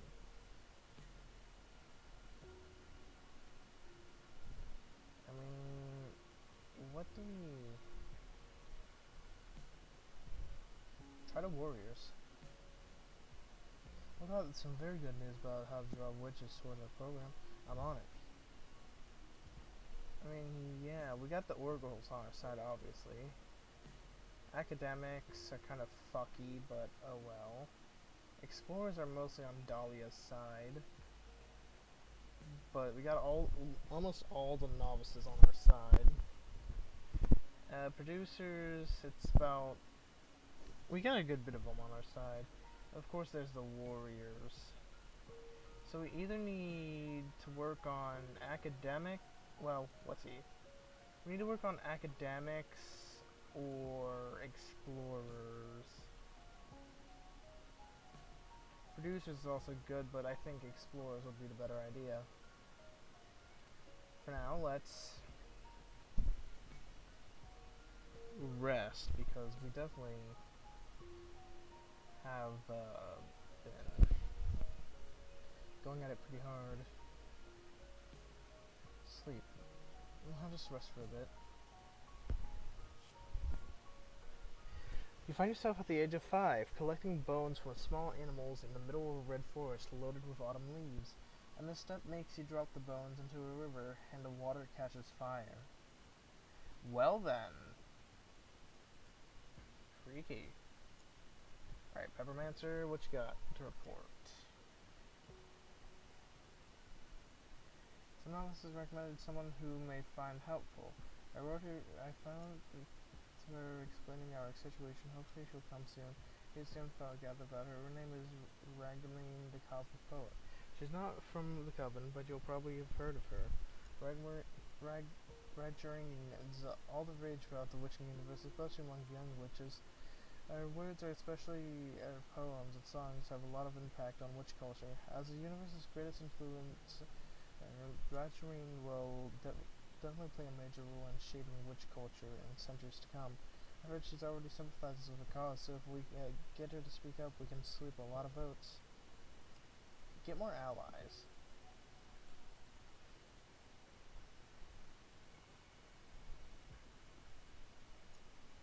And for now, let's read some interactive fiction, I suppose. Hopefully it won't take too long. This is heating up real quick, though. Actual study. Alright, what do we have here? Except on the 4 elements, Earth, by which do we know? Earth is the often most coveted element, since it symbolizes strength, and strength is always tempting. And I find it as tempting because there actually is such thing as too much strength. I've witnessed many promising students fall into this honeypot. But what is the ultimate representation of Earth? A rock. And the most outstanding characteristics of a rock is its mobility. True masters of Earth don't hoard strength. It's all about balance. Because strength not only is drawn from you, but your peers, your tools, and your opportunities. Picture pieces of different kinds of wood.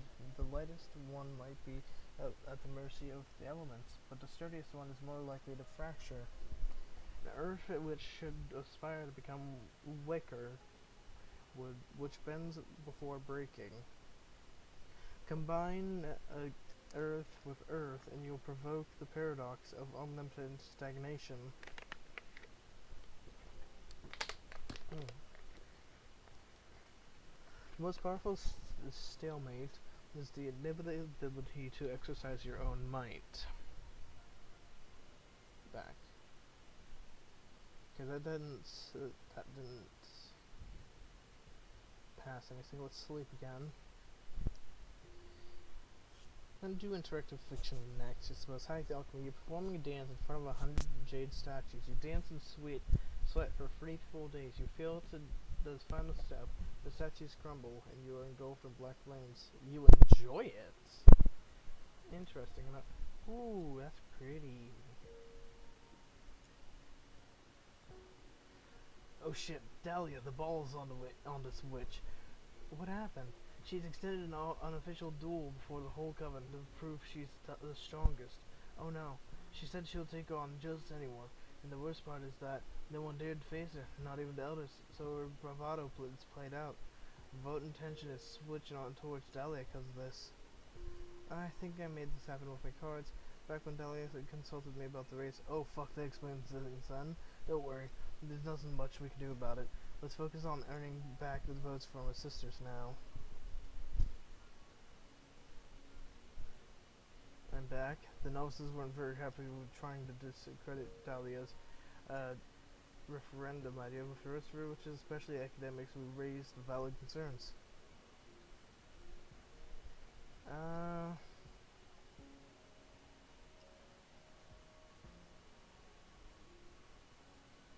Challenge. Dahlia. So let's go after tax again.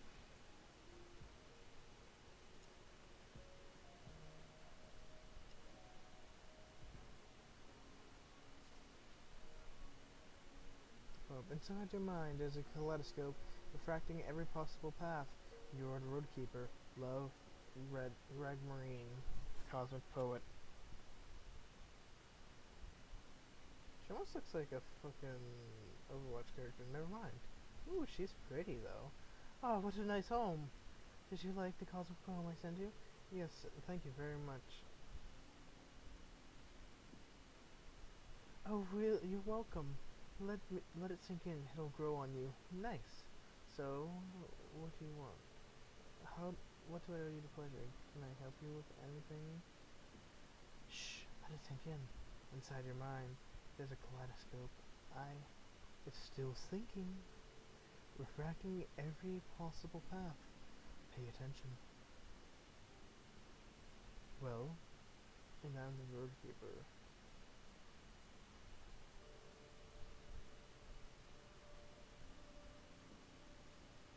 Powerful, huh? Look, I don't want to be rude, but I've normally enjoyed this kind of weird game, but we're a bit swamped at the moment with the coming elections.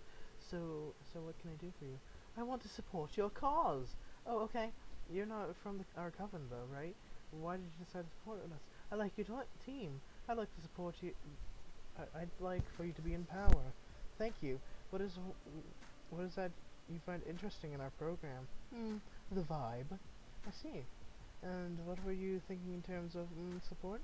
Why, a cosmic prom, of course. Oh, I've heard of all the rage for the younger witches, right? Yes. And soon among every witch, once I managed to break through their sour skepticism.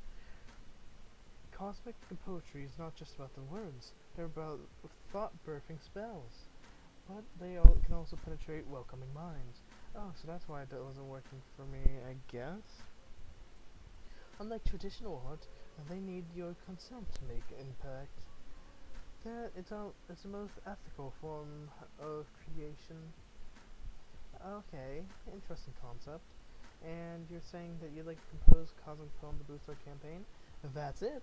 Oh, it only require 5 units of every element. I can do it. Deal. Meteoric. Let's compose a cosmic poem. I've heard wonders about your divination. I wonder if we could use it for some avant-garde. Oh, And what would you have in mind? Instead of actually writing up the poem, let's peek into the future to see how it's going to end up, and we can skip all the pain of actually pondering every single word. Oh, paradoxical cosmic poem. If we peek at how it'll look after it's going through all the process and intrications, we won't need to actually put all the work in. Yes, isn't it beautiful? My atoms shake at the mere thought. I dig it, yeah.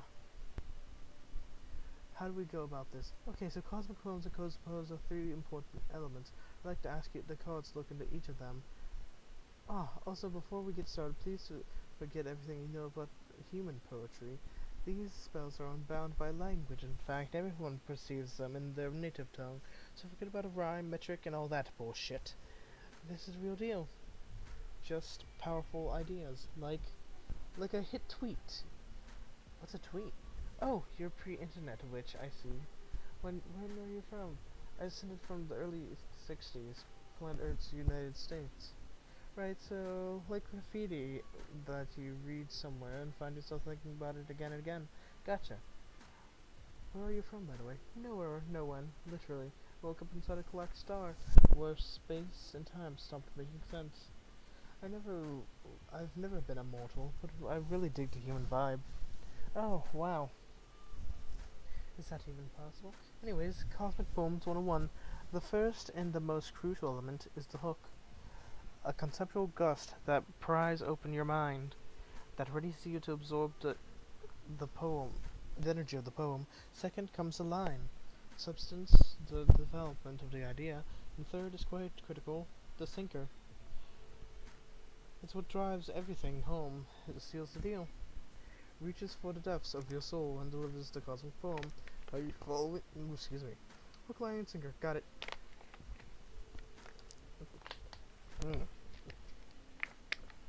The idea is to develop a cosmic poem that makes witches connect with you better with your calls. Great, so focus on what inspired you to support us while I shuffle my deck.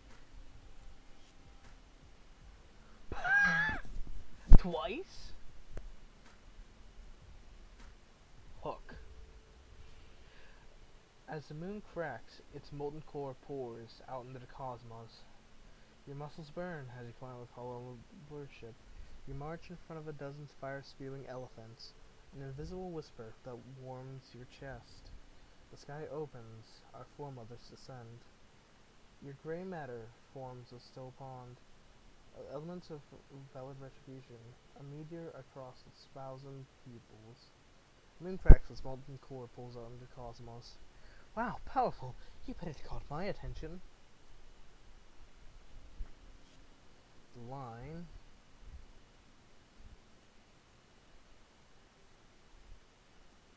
I definitely the line. The screams of the witches who burned inside the white star reach you. One of them is laughing. It's easy as shedding a tear, and hard as laughing for real. You forgive everyone and everything. Write in the name of everyone who crossed you, and their words will become weightless. A room filled with every face you've ever seen, their eyes closed. They are thinking about you. In the name of everyone who crossed you, and their words become weightless.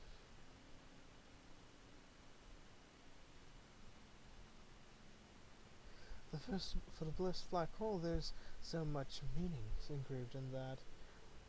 This may turn out to be my deepest poem of my career. I don't even have to actually write it. And finally, repentance. Become mother of a new age. Oh, good night, Alex. Hope you sleep well. Mother of a new age. Hold the reins of the magic realm. Your hands on the cosmic wheel, ready to steer. Shit, this thing is a game changer. I love it. Fortuna, this is extremely good. Let me bind everything together in a spell. I can't wait to listen to it. My mind will be welcoming for this one. Ready? The moon cracks, its molten core pours out into the cosmos. Screams of the witches who burned inside the white star reach you. One of them is laughing. Your hands on the cosmic wheel, ready to steer. This is a masterpiece. Are you feeling it? Ooh, I love it. Right? It's going to be a sensational. I'm going to start singing it throughout the universe right now. Yes, please. It totally conveys what you're doing here. Trust me. I'm out. I'm out. Good luck with the rest of your race. Thank you for coming for the poem.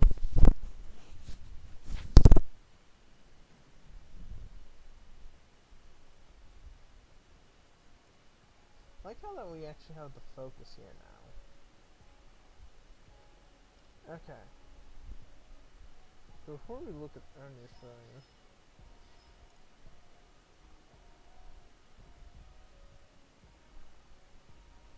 okay. Oracles, academics, explorers, novices. Definitely got most of the producers on our hands, so that's good. We should work on some of the academics, probably.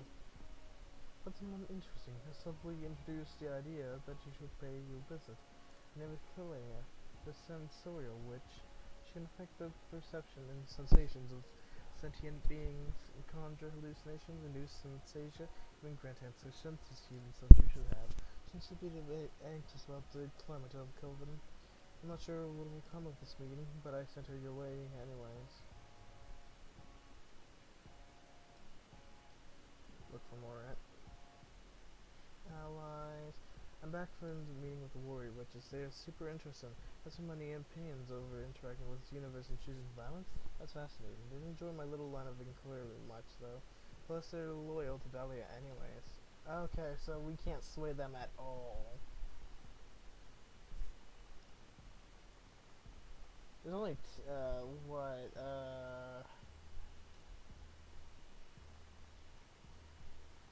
11 warriors anyways. Let's get some explorers.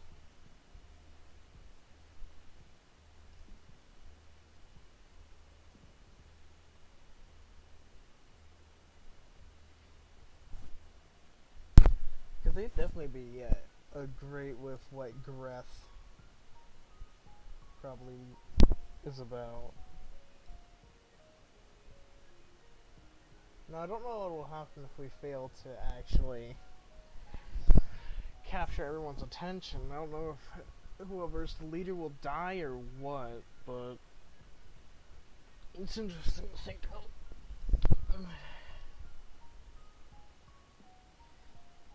Demographics: warriors, hunters, guardians, soldiers specialized in all kinds of combat and cosmic warfare. They give us safe, provide rare materials from daemons and other dangerous beings. They also craft weapons. It is hunters good to belong to as a very demanding occupation. He barely counts as dying in Coven. Dahlia is one of them, and I'm sure she'll have their undying support no matter what. Strategies guide. Warriors are extremely loyal, so unless something exceptional happens, they're gonna be on Dahlia's side. Demographic: explorers, the witches will continue to chart in cosmos. Explorers scout new locations, discover new sources of energy and materials, keep us much informed of the latest events around the galaxy. They're usually too busy to mess with politics, so anything goes for them as long as it doesn't hinder their endeavors. Strategy guide: they're pretty easy to throw them a bone here and there, and they'll support us, although the same goes for the other parties too. Alright, sleep.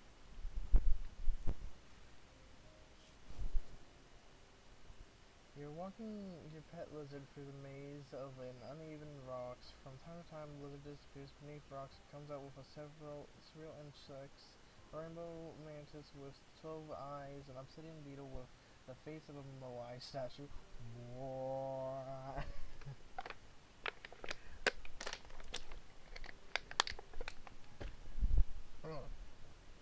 Caterpillar with spiral markings running with quicksilver. At the end of the maze, you find a cauldron and make soup with bugs. Gross. Alright, let's meet with Peppermancer first, of course. Okay. I'm so sorry I couldn't find anything. I'm a bit of a deaf for this one, to be honest. Can I help with something simpler, maybe? So... promoter program to producers, since you're one. Yeah, since she's a producer, she may as well be each other. Well, I got to talk with one of your partners recently, and they told me we could probably help each other. I don't have any clear political lines, but maybe there's a way to use my powers to make life better for all of our sisters during these trying times. I don't know. Let me know when it's a good time. Kindly, Curly, the Sensorial Witch.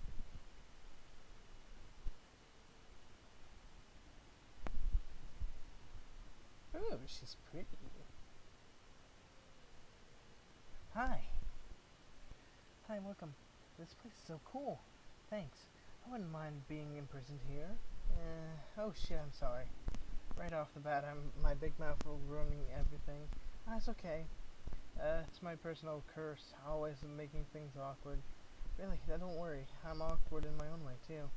Okay. But let me tell you, you wouldn't like spending 200 years here. I'm so sick of these walls. Oh, I know. Let me make it up for you.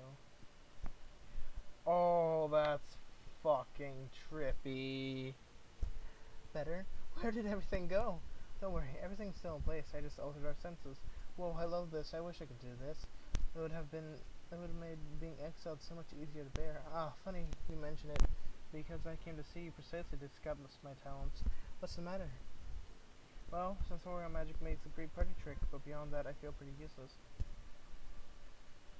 Oh, shut up. Sensorial magic's super cool. Yeah, but it doesn't earn you much respect in this community, and I understand why. I mean, I can't affect reality in any way. After several centuries, I've come to terms with it, really, but from time to time, imposter syndrome kicks in. What? It's that a thing witches can feel? Like, I mean, you're a witch, you're immortal, and you fly across outer space. There's no doubt about you being a witch. Yeah, but you know what I mean. A one-trick pony. And that trick really isn't going to have any impact on the cosmos, literally. I don't see it like that, but I can't possibly understand. You're the one who's been struggling with this for centuries. None to pity me, though. I mean, I have a pretty good life, magical frustrations aside. Oh, not at all. From my perspective, your powers are incredible. Thank you. What about you? How do you feel about your powers? You're an oracle, right? You're comfortable with them? Oh yeah? Yeah, I mean, I was into divination even before it was ascended. It's second nature to me. That's so cool. I wish I could feel in sync with my talents. Actually, I came to see you about that. I've heard wonders about your new deck. So I warn her about the risk. I should warn you about the risks first. Oh, what are the risks?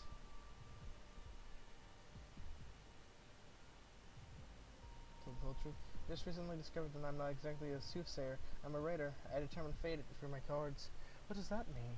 I can alter reality, both past and future. You'll be basically granting access to rewrite your existence. Oh, wow. That means I can totally help you find a higher purpose for your sensorial arts, but you must be aware that it's not exactly divination. I'll pass on. Oh, it's too much. Thanks for warning me beforehand. Is the Coven aware of your nature of your talents? Not yet. Still learning about them myself. Why? Nothing, just curious. Anyways, I should be leaving now. I'm sure you must be really busy with the race. I'm sorry I wasn't able to help you in the end.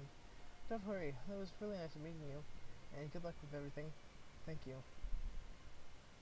That was a waste. Okay, what do we got? A moon cracks its molten core force out into the cosmos. The screams of witches burned inside the white star reaches you. One of them is laughing. Your hands on the cosmic wheel, ready to steer. Wow, you're a cosmic poet now? That collaboration with Ragnarok is making every novelist go crazy. It's inspiring sisters, even every demographic, really. Really? I'm so happy. Great job, Osha. And remember, your hands on the cosmic wheel, ready to steer. Shut up. Caprice has been moving. I don't know if she's calling in some favors or what, but the old guard has suddenly decided to support her. We should do something about it. I'm back. Producers are extremely against taxes. They believe they already do enough for the Coven. Same goes for academics. They don't need to be disturbed. Warriors and novices are both free songs so much. They don't like this. Okay, but that's still decent.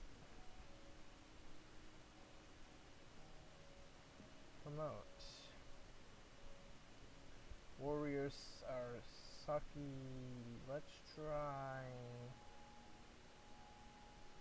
explorers.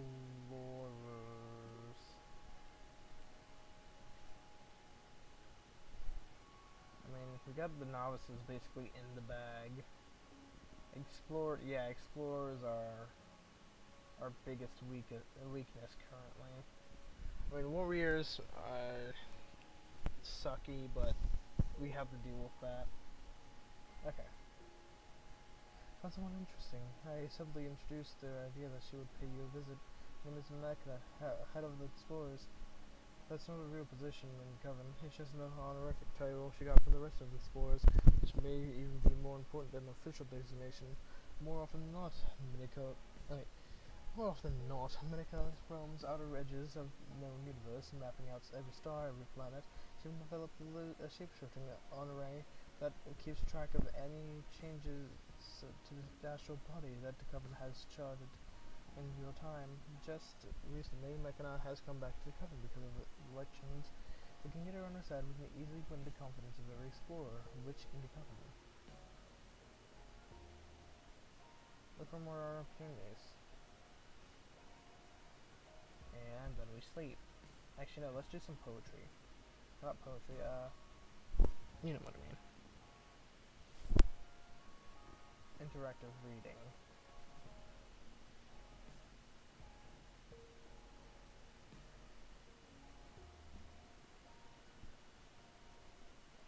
The Hand of the World by Eva Sid. The girl was ambling along the path shrouded in smoky haze of the dawn. She was crying. The words of her father still echoed in her head. The warmth of his last kiss still beat on her cheek. Since you were born, I knew there was something strange about you. It's time for you to join your kind. And without further ado, father left her in the thick of the night. The path was narrow and marked with a trail that was easily to follow, but hard to swallow. A slight furrow of land that led a whole new life. After hours of walking, the girl stumbled upon the knocker of a trapdoor on the ground, right where the path ended. It was beautiful, an antique-looking piece, hand-carved in bronze, holding the spear between its fingers, a globe. She pulled gently, and the hand reacted to her touch by opening diligently. The globe was waiting for her. The girl entered the blackness beneath the floor, groping the height of the steps until she emerged into a dimly lit room. As her eyes became used to the gloom, she spotted the hunched silhouette of a woman in the back of a vaulted chamber. Welcome, my child. From now on, you will be the daughter of another flesh, a sister of another blood. Are you ready for initiation rite? I have no choice. You carry within you the primordial force that secretly rules this world, but such a power needs to be tamed. Power requires sacrifice, just as the world needs balance.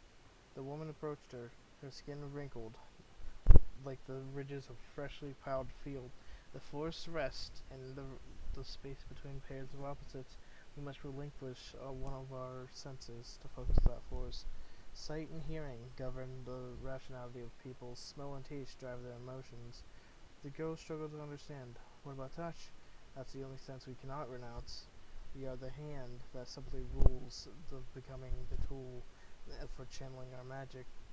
The girl scrutinized the woman's face, wondering what her choice would have been and what kind of magic would she flaunt.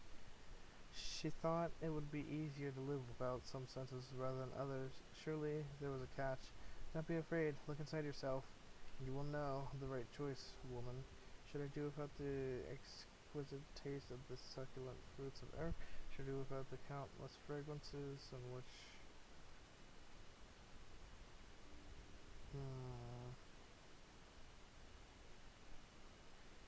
Go for smell. You've chosen to forego the scent of smell, the mighty wave that envelops the most profound desires with significance. Your renunciation will also be your force, because only from humility and detachment can you exercise your power. From now on, you will be able to color the nuisances of desire and nurture them with meaning. Neat. I suppose... Honestly, let's just end off for tonight. I know it's only 1:25, but we've been streaming for... Let me see... We have been streaming for... 2 hours and 37 minutes. I mean... Not that bad, but... I say we may as well end off for tonight, and... I guess continue tomorrow. I mean, I may as well leave some content for this run anyways. So, until next time, I bid thee farewell, and a good night. Goodbye.